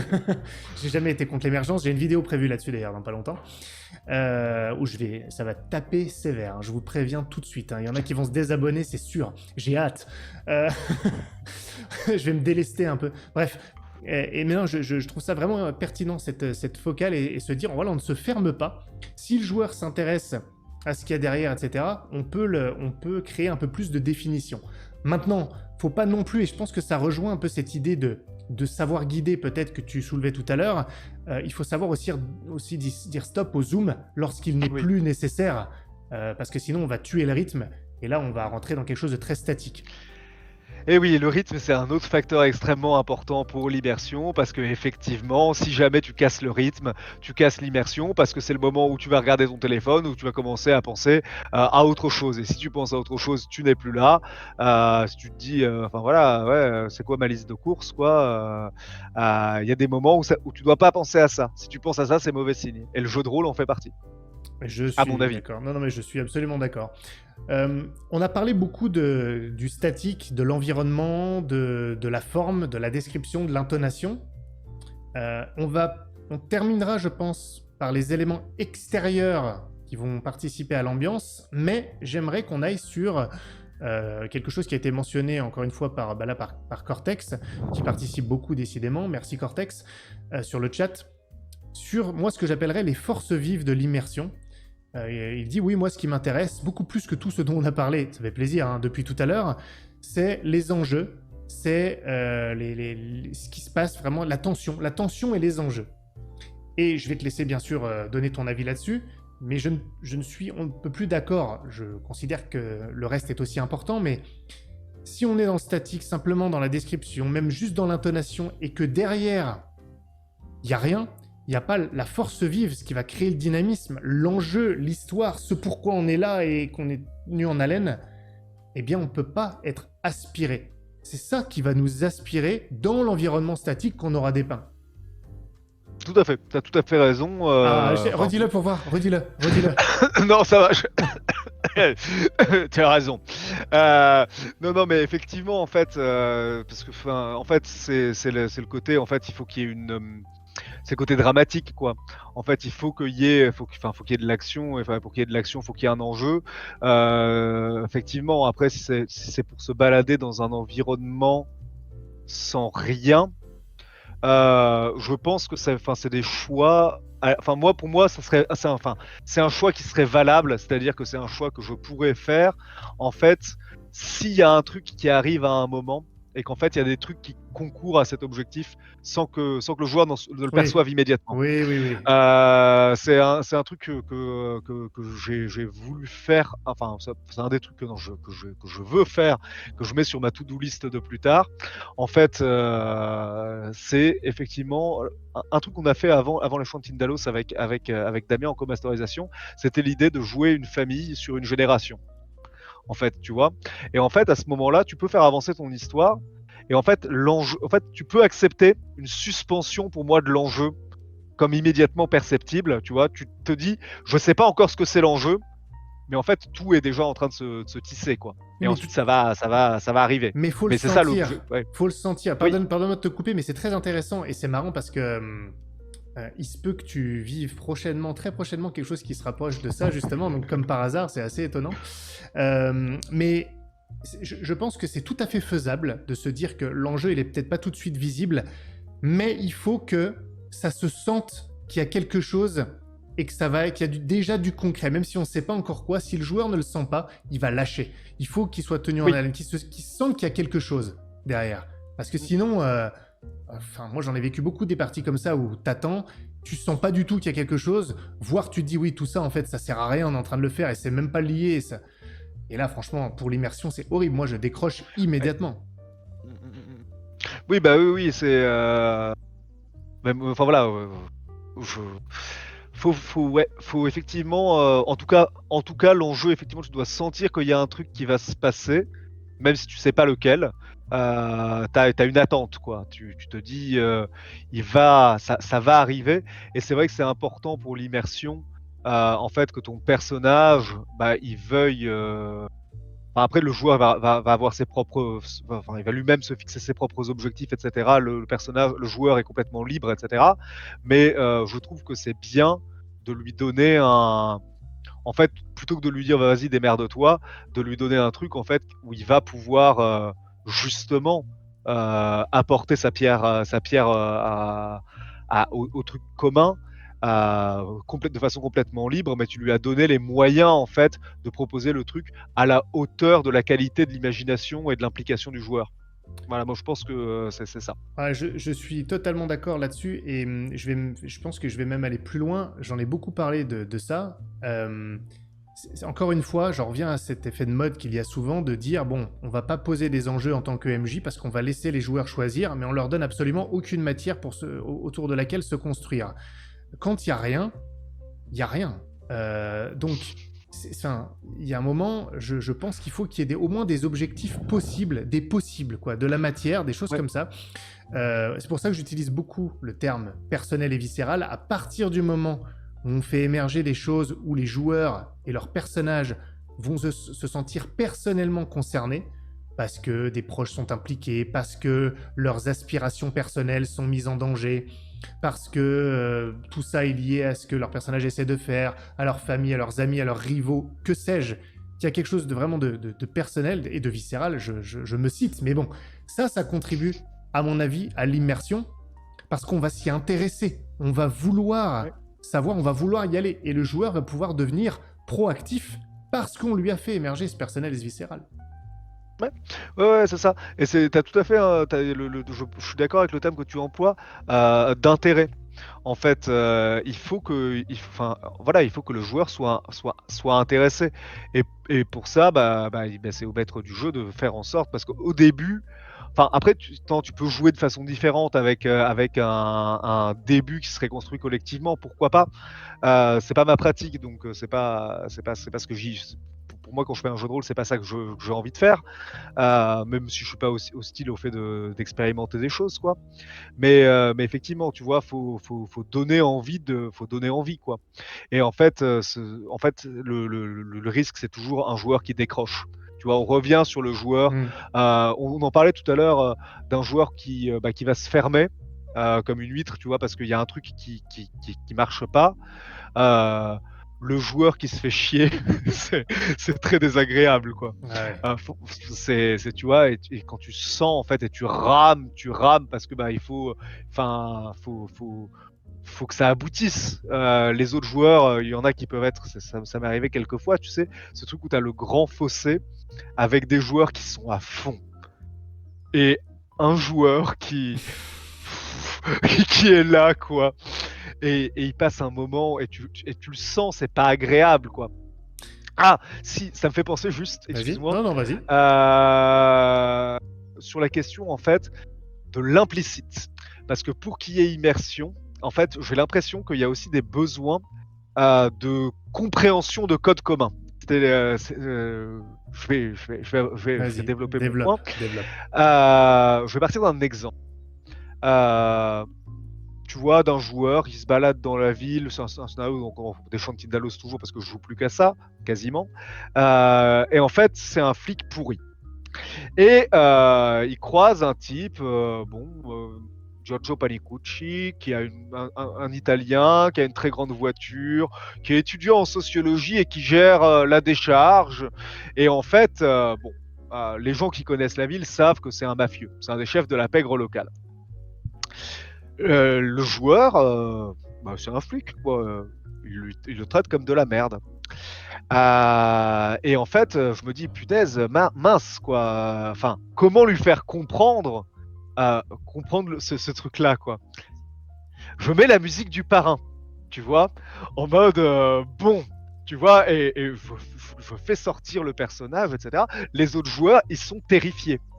Parce qu'ils disent, oh putain, et c'est notre chef qui est en train quasiment de menacer le chef de la mafia. Qu'est-ce qui va nous arriver? Et finalement, il y a eu des stratagèmes divers et variés, quoi. Et en fait, après, à la fin de la partie, il a fait, oh putain, mais j'avais pas compris. Et en fait, tu vois, ce truc, c'est qu'en fait, l'immersion, elle repose aussi sur une part, au-delà de tout ce qu'on va décrire, les sensations, etc., sur des parts de code commun. Qu'on partage avec les joueurs.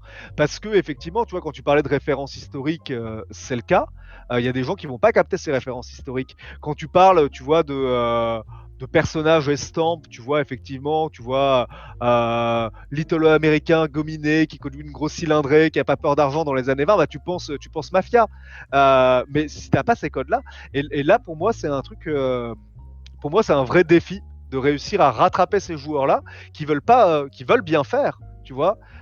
Et en fait, tu t'es pris en défaut parce que t'as pas réussi à passer une référence, à passer un truc, à faire ton esquisse de manière à ce qu'elle permette. Elle a renforcé l'immersion pour ceux qui avaient la référence, mais sinon c'était pissé dans un violon, quoi. Et je suis pas sûr que mon micro fonctionne. Non, ton micro ne fonctionne pas.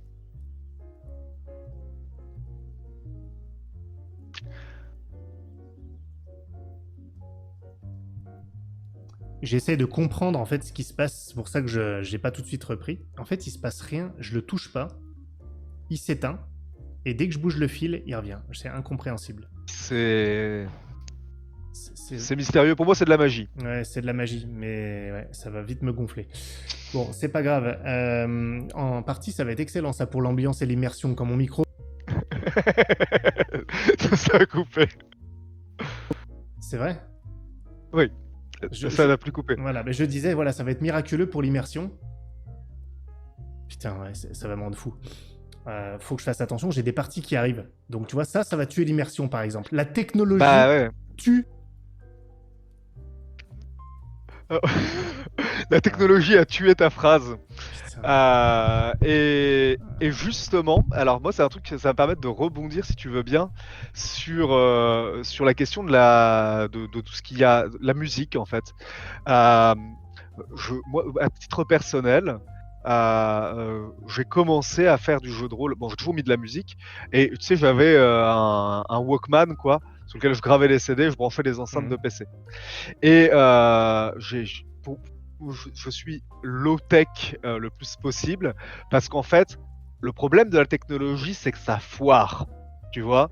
Et en fait, bon, du coup, pour moi, le lecteur CD, j'ai expérimenté quasiment aucune foirade, quoi. Mais pour moi, c'est important justement de pas avoir ce truc qui te sort de l'immersion, qui est la foirade technique. Et au contraire, il faut utiliser des choses qui renforcent cette immersion. Voilà, j'espère que ton micro remarche parce que là après, je vais pouvoir continuer Ouais. un Non, peu non, à non, brosser. c'est bon, c'est bon. Non, non, non, il fonctionne, t'inquiète, il fonctionne, bien Très bien. évidemment. Non, non, mais il refonctionnait en plus, mais je t'écoutais passionnément.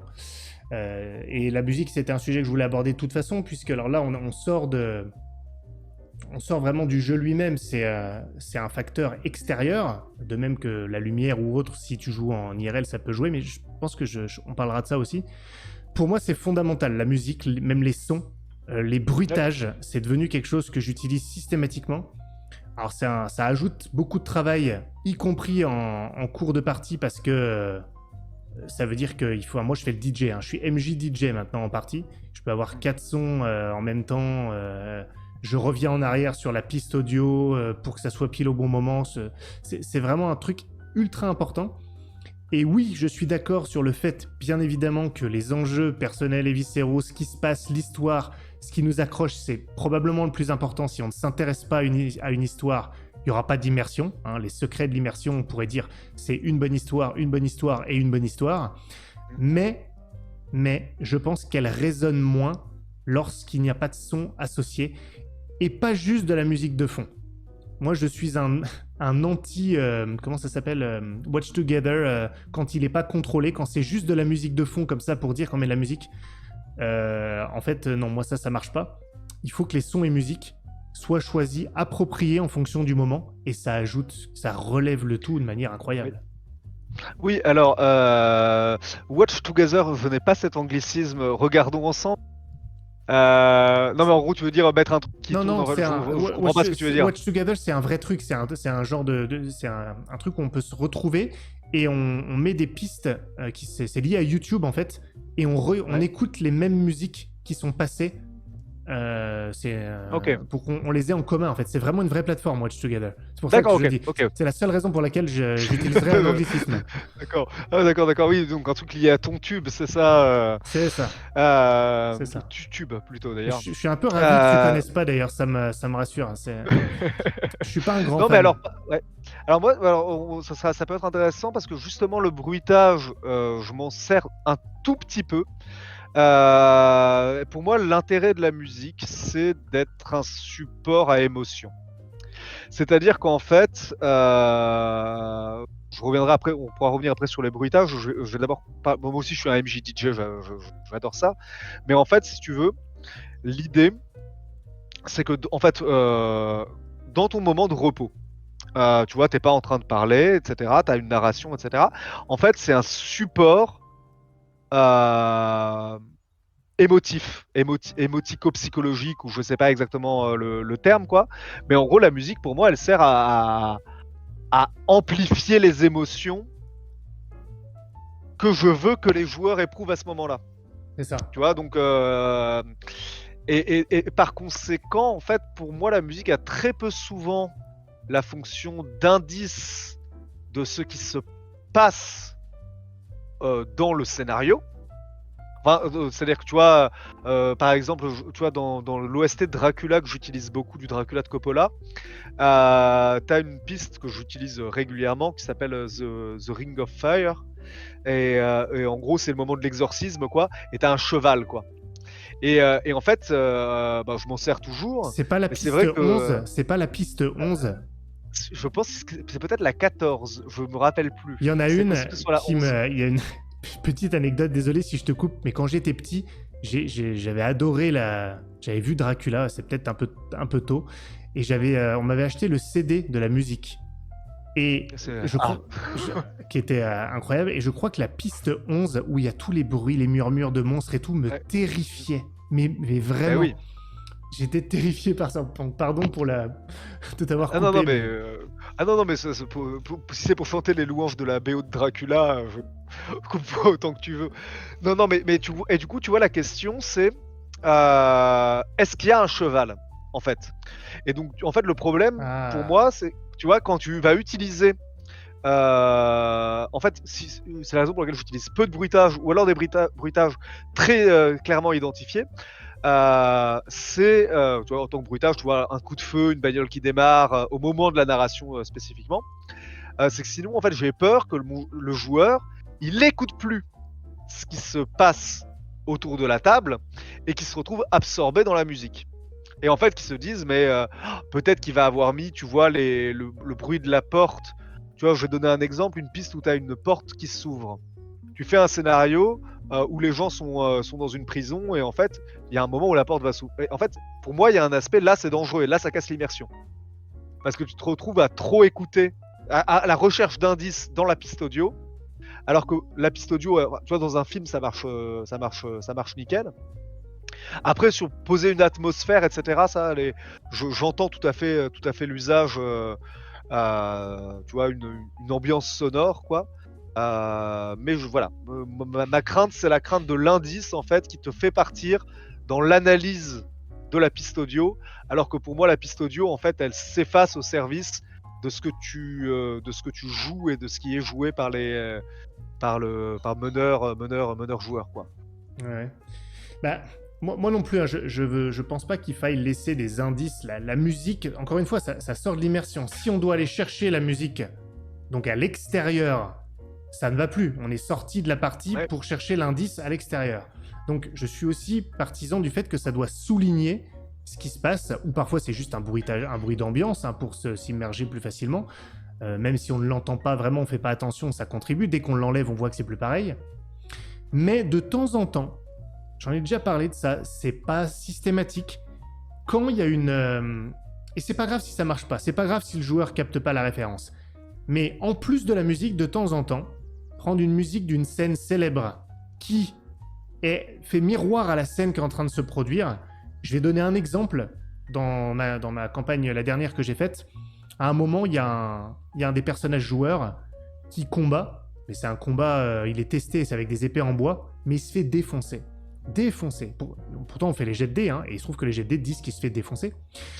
Il tombe, et il se relève à chaque fois. Il est défoncé, mais il se relève. Et dans le dernier Samouraï, il y a une scène comme ça qui est absolument épique, où le personnage de Tom Cruise se relève après se faire défoncer à chaque fois, et il y a une musique de Hans Zimmer qui est incroyable.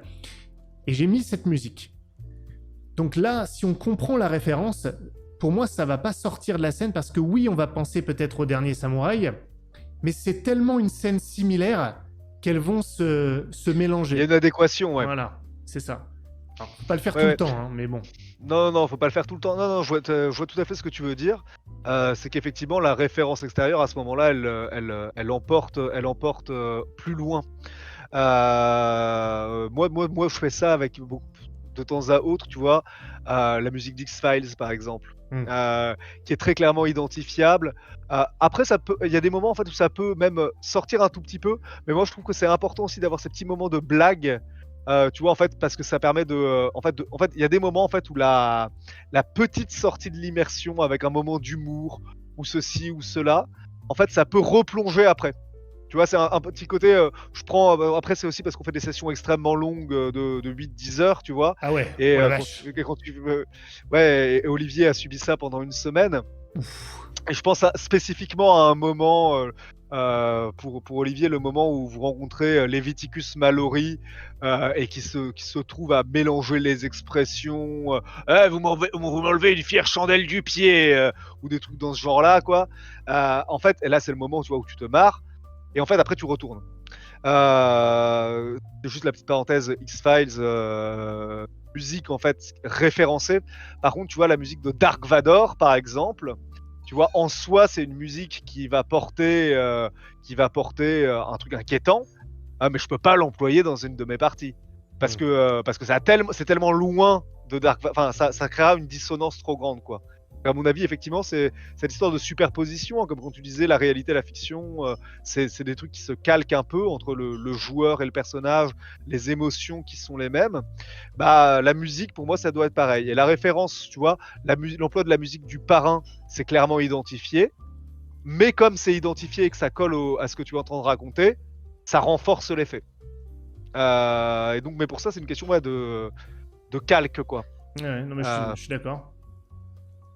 Et au-delà de la musique et des sons, tout ça, je sais pas si on peut considérer que c'est vraiment l'extérieur, mais on en a un peu parlé, je pense que ça peut faire une bonne conclusion d'ailleurs de boucler la boucle. On a parlé de l'espace quand on joue pas en distanciel, de l'occupation de l'espace. Comment tu utilises ça pour l'immersion? Qu'est-ce que tu utilises d'ailleurs dans l'occupation de l'espace pour l'immersion? L'idéal, moi, le grand dada, c'est la lumière. Même quand on était dans un tout petit appart, en fait, ce qu'on prenait, c'était en fait, tu vois, il y a des vitres, en fait, et les rideaux étaient jamais assez occultants. Donc, en fait, tu sais, on prenait du scotch, on le pliait, on le collait sur les carreaux pour vraiment empêcher la lumière de passer. Pourquoi? C'est un peu comme au théâtre, en fait.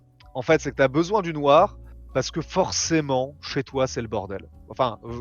Chez moi, c'est le bordel, mais chez tout le monde, il peut y avoir un truc, tu vois, en fait, qui te sort du truc.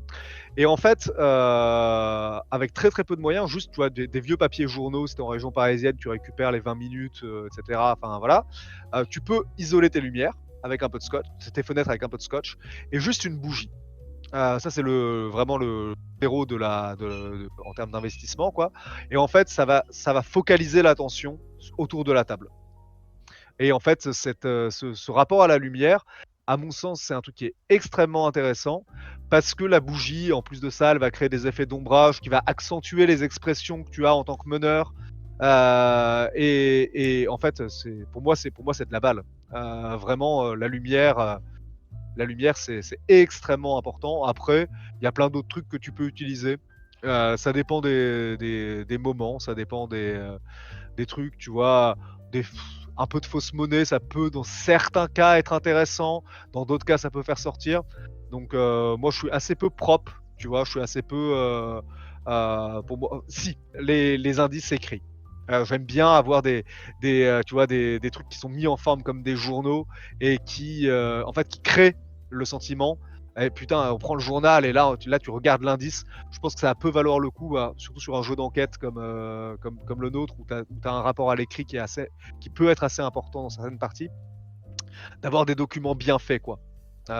Qui créent ce truc-là de oh putain, c'est là. Ouais, Et ça, j'aime bien parce que voilà. c'est présent. C'est présent. Moi, il y a un truc que j'ai testé il y a pas longtemps sur un de mes scénars que j'ai fait en présentiel. Ça faisait des années que j'avais pas joué en présentiel.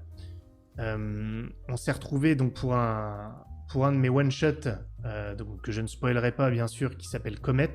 On s'est retrouvé dans un chalet, feu dans l'âtre. Il y avait même un télescope, coïncidence, dans la pièce dans laquelle on a joué. Et donc c'était vraiment, en plus on était entre potes, on était ils étaient sur les canapés, tout ça. Et c'est un scénario qui est très très émotionnel. Et je m'étais agencé un espace et j'avais 3 positionnements possibles. Soit j'étais debout face à l'audience, et là c'est quand j'avais vraiment besoin d'être présent, voire même de pousser un petit peu l'aspect émotionnel si nécessaire, voire même, tu sais, des fois d'aller leur serrer la main directement quand quelqu'un leur serrait la main. J'avais le fauteuil il était assez bas, à côté de ma table sur laquelle j'avais l'ordi pour les sons. Et là, je m'en servais quand justement je voulais prendre un peu de distance parce que, encore une fois, scénario très émotionnel, je pouvais un peu contrôler les joueurs. Et quand ça commençait à devenir d'une certaine manière presque trop, je me reculais, je me posais, je disparaissais un petit peu dans le fauteuil pour remettre de la distance et parler de manière un Ouais. petit peu plus posée, tout ça. Et j'avais un troisième endroit qui était un tabouret haut qui me permettait d'être entre deux. Et la Ah navigue, ouais, bah ouais. c'était génial. Génial. Ah bah oui. Bah oui, oui, oui. L'espace en 3 dimensions. En fait, c'est super. Quand on peut le faire, c'est super, quoi. Parce qu'effectivement, tu vois, tu peux. Moi, ce que je pense, un des critères les plus importants, c'est de pouvoir tourner autour de la table. Enfin, moi, après, c'est mon petit côté, tu vois, langue de vipère, parce que j'aime bien passer, tu vois, derrière un joueur et lui dire un truc euh, discrètement à l'oreille. Tu vois, Hmm. du genre, tu te rends compte qu'il a enlevé le cran de sûreté de son arme. Et il y a que toi qui le sais en tant que joueur. Et en fait, c'est parce que ton personnage. Et en fait, ça renforce le truc, quoi. Et puis après, ça permet de créer des dissensions pour que les joueurs s'entre-déchirent. Ah, bien, Euh, bien sûr. mais, mais tu vois, voilà, en fait, et notamment sur le fantastique, moi, voilà. Donc, du coup, tourner autour de la table, pouvoir être au-dessus, c'est bien. Pouvoir être à différents niveaux, ouais, c'est cool. Moi, je passe pas de temps assis derrière ma table, c'est très rare. En général, je suis debout. Quand on est plusieurs, on est debout et on fait la la la la la la la, on tourne autour de la table comme des villes saltimbanques, quoi. Mais ouais, après, le risque là-dessus, dans l'occupation de l'espace, c'est de perdre la focale. Parce que c'est toujours une question de focale en fait. Dans tes prises de parole, etc., tu vois, faut que tu tiennes ton truc. Si le truc part dans tous les sens et que tu ne vises pas un endroit, bah ça se disperse et c'est dommage. Et de la même manière, la position que tu occupes dans l'espace, quand elle est, si tu dandines trop dans tous les sens, en fait, le joueur ne sait plus où donner de la tête. Donc, faut essayer, dans la mesure du possible, euh, d'être en représentation, c'est-à-dire de tenir un point. Après, tu peux te déplacer, etc. Mais tes déplacements, idéalement, il faut pas qu'ils soient liés à bon bah, t'as envie de faire les 100 pas, quoi. Moi, je suis meneur de jeu, je peux me balader autour de la table. Vous êtes les joueurs, vous êtes prisonniers. Non, c'est si tu te déplaces pour une raison. Il y a une Bon, intention après, des fois, derrière. ouais, c'est ça. C'est ça, faut qu'il y ait de l'intention. Après, des fois, ça m'arrive de faire les 100 pas autour des joueurs parce que je réfléchis. Mais dans ce cas-là, il faut transformer les 100 pas en trucs qui soient, ben, comme je fais de l'horreur, en trucs inquiétants, quoi. Ouais, et puis en plus, ça dépend aussi de la thématique.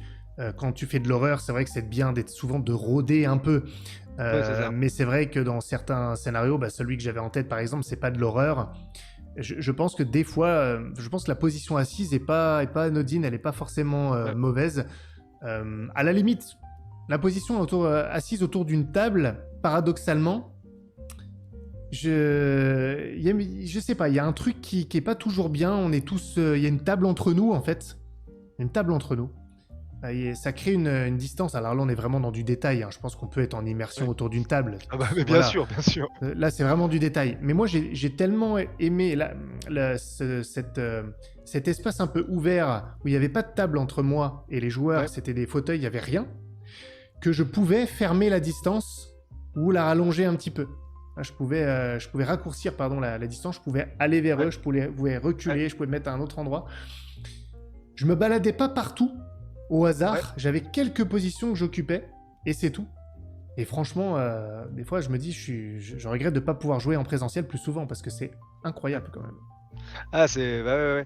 Alors, et ben moi, du coup, je pense que ce sera encore un moyen de reboucler pour aller vers la clôture, quoi. C'est le jeu hors jeu. En fait, c'est que moi, ce que je me disais, mais ouais, mais moi, j'aime bien avoir une table quand même, tu vois. Parce qu'en fait, j'aime bien que les joueurs prennent des notes. C'est mon Ah côté oui, prof, tu vois. ouais, ouais, ouais, Et, ouais. en fait, mais c'est pareil, c'est sur des sessions qui sont longues, parce qu'en fait, ça permet ensuite d'avoir justement, quand tu donnes un truc avec un haut niveau de détail, en fait, les joueurs vont prendre des notes qui sont différentes. Moi, je me rappelle quand on jouait, quand on était ado, quoi, on était là, les joueurs prenaient des notes, tu sais, comme on était en cours, tu vois, prise de notes, prise de notes, prise de notes. Et après, c'était non, mais attends, attends, attends, attends. Et en fait, c'était le personnage qui essaye de se souvenir au moment de la pause. Qu'est-ce qu'il nous a dit ou, ou putain, il y a quelqu'un qui est passé dans notre cabine à ce moment-là. C'est qui? Putain, et tu vérifies. Et ça, pour moi, c'est vrai que j'aime bien la table pour ça. Et j'aime bien les notes et j'aime bien les trucs qui sont très denses parce que le truc le plus fascinant, je trouve, c'est le moment en fait où quand tu n'es plus dans le jeu, bah t'as encore envie d'y être et du coup tu y retournes et t'es tellement immergé en fait. Bah, c'est comme ça qu'on a recruté notre dessinateur, notre illustrateur. Il jouait sur la deuxième édition. Et en fait, on a une dépendance, si tu veux, dans laquelle les gens compilent leurs indices pendant notre campagne de l'été. Et en fait, il a passé une nuit blanche entre les sessions de 8-10 heures à compiler la masse documentaire, quoi. Et après, il m'a dit, mais c'est ce que je préférais. C'est pas le moment où je jouais, c'est le moment où j'étais un enquêteur dans la vraie vie. J'étais un enquêteur dans la vraie vie et j'étais dans le jeu. Vous étiez tous en train de pioncer comme des connards.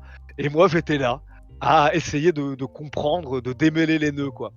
Et tu vois, du coup, c'est une immersion qui s'est déroulée en dehors, en dehors du jeu. Mais par contre, en fait, cette immersion, elle a été rendue possible par tout le travail de meneur de jeu autour, et en fait, le fait de, d'employer tous les moyens possibles pour renforcer l'immersion.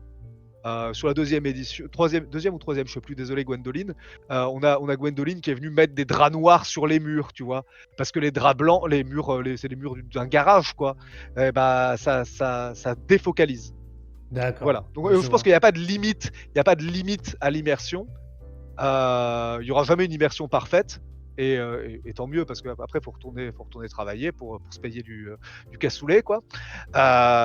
Mais tu vois, voilà, pour moi en fait c'est un objectif à atteindre et c'est une ligne d'horizon, quoi. Il faut toujours, mon objectif c'est d'avancer le plus possible vers ça. Est-ce que pour terminer la conversation, tu pourrais nous donner une anecdote qui serait représentative d'une immersion incroyable qu'il y a eu autour de la table? Sans que ça dure 30 minutes, mais tu vois, un truc qui résume. Est-ce que Ouais, tu peux ouais, ouais. trouver ça? Ça concerne Olivier, justement, qui est ici Ah. présent. Euh, En fait, et alors, ça, justement, ça va être très particulier parce que c'est une immersion. En fait, on était en train de jouer. En gros, il joue un personnage qui a un passé, quoi. Qui a acquis sa respectabilité, etc. Et en fait, il se retrouve dans un troquet. Et en fait, il y a son passé qui lui reclaque à la gueule, quoi. Je ne vais pas rentrer dans le détail parce que je n'ai pas envie de faire de spoiler. Mhm. Et du coup, en fait, les gens dans le troquet, ils commencent à faire ouais, t'as fait, t'as fait ça comme danse, tu vois. Et en fait, on s'est retrouvés, c'était complètement improvisé, en fait, à toute la table, joueurs, meneurs, à danser autour de la table, cette espèce de chorégraphie improbable. euh, et là, on était complètement dedans, tu vois. C'est-à-dire qu'en fait, vraiment, on a dansé, je pense, je sais pas, 5 à 10 minutes. Non, peut-être moins, 5 minutes me glisse-t-on dans l'oreillette, mais 5 vraies minutes, tu vois, à faire cette espèce de chorégraphie délirante et qui a émergé ouais, au bout de 4 jours de jeu. Et 4 tu vois, jours là, de il y a jeu. eu. Vous jouez à quoi comme partie? Au bout de 4 jours de jeu? Vous me faites flipper, les gars, quand même. Bah, c'est les Chantindalos, c'est comme ça que c'est né, quoi. Et tu vois, au bout de ces 4 jours, en fait, c'est un moment de décrochage du jeu de rôle en tant que c'était quasiment du GN, quoi, je sais pas, mais en même temps c'était pas du GN parce que en même temps voilà, on a fait ce truc là, et pour moi en fait c'est pas exactement le moment de l'immersion, c'est le moment juste après, tu vois, où en fait t'es tellement immergé que bah et t'as un truc improbable qui arrive. Et voilà. Après c'est quand l'immersion est telle, en fait, après tu as des souvenirs qui restent très très très longtemps. Là, c'est le premier qui me vient parce que je trouve qu'il est assez marrant, quoi. Ah non, mais Euh, effectivement, il est marrant et flippant à la fois, hein, donc il faut le savoir, hein. Je pense d'ailleurs qu'on va s'arrêter là parce que je commence à m'inquiéter quelque peu. En tout cas, Oui, je te remercie vraiment de nous avoir rendu visite et pour cette conversation. Bah, c'était un plaisir. Ce fut un plaisir. Merci pour l'invitation. Eh bien, on pourra mettre ça, un de ces quatre, de toute façon, sur d'autres thématiques. C'était 1h45 quand même, hein. On a pas mal discuté, Bah, ouais, hein. ouais. Bah, on est bavard, hein. On est bavard. Absolument. Bon, en tout cas, j'espère que vous autres auditeurs, ça vous aura intéressé. J'espère surtout que ça vous aura inspiré. Si c'est le cas, petit pouce bleu, abonnez-vous à la chaîne. Si vous avez été piqué par quelques petites réflexions de l'ami Poule Piquet, ne m'en donnez pas la responsabilité, ce n'est pas de ma faute. Et puis, bah, écoutez, on se retrouve bientôt sur le Discord si vous voulez poursuivre la discussion, sinon ça sera sur la chaîne. Donc je vous dis à tous, à très bientôt, bonne soirée, merci Poule Piquet.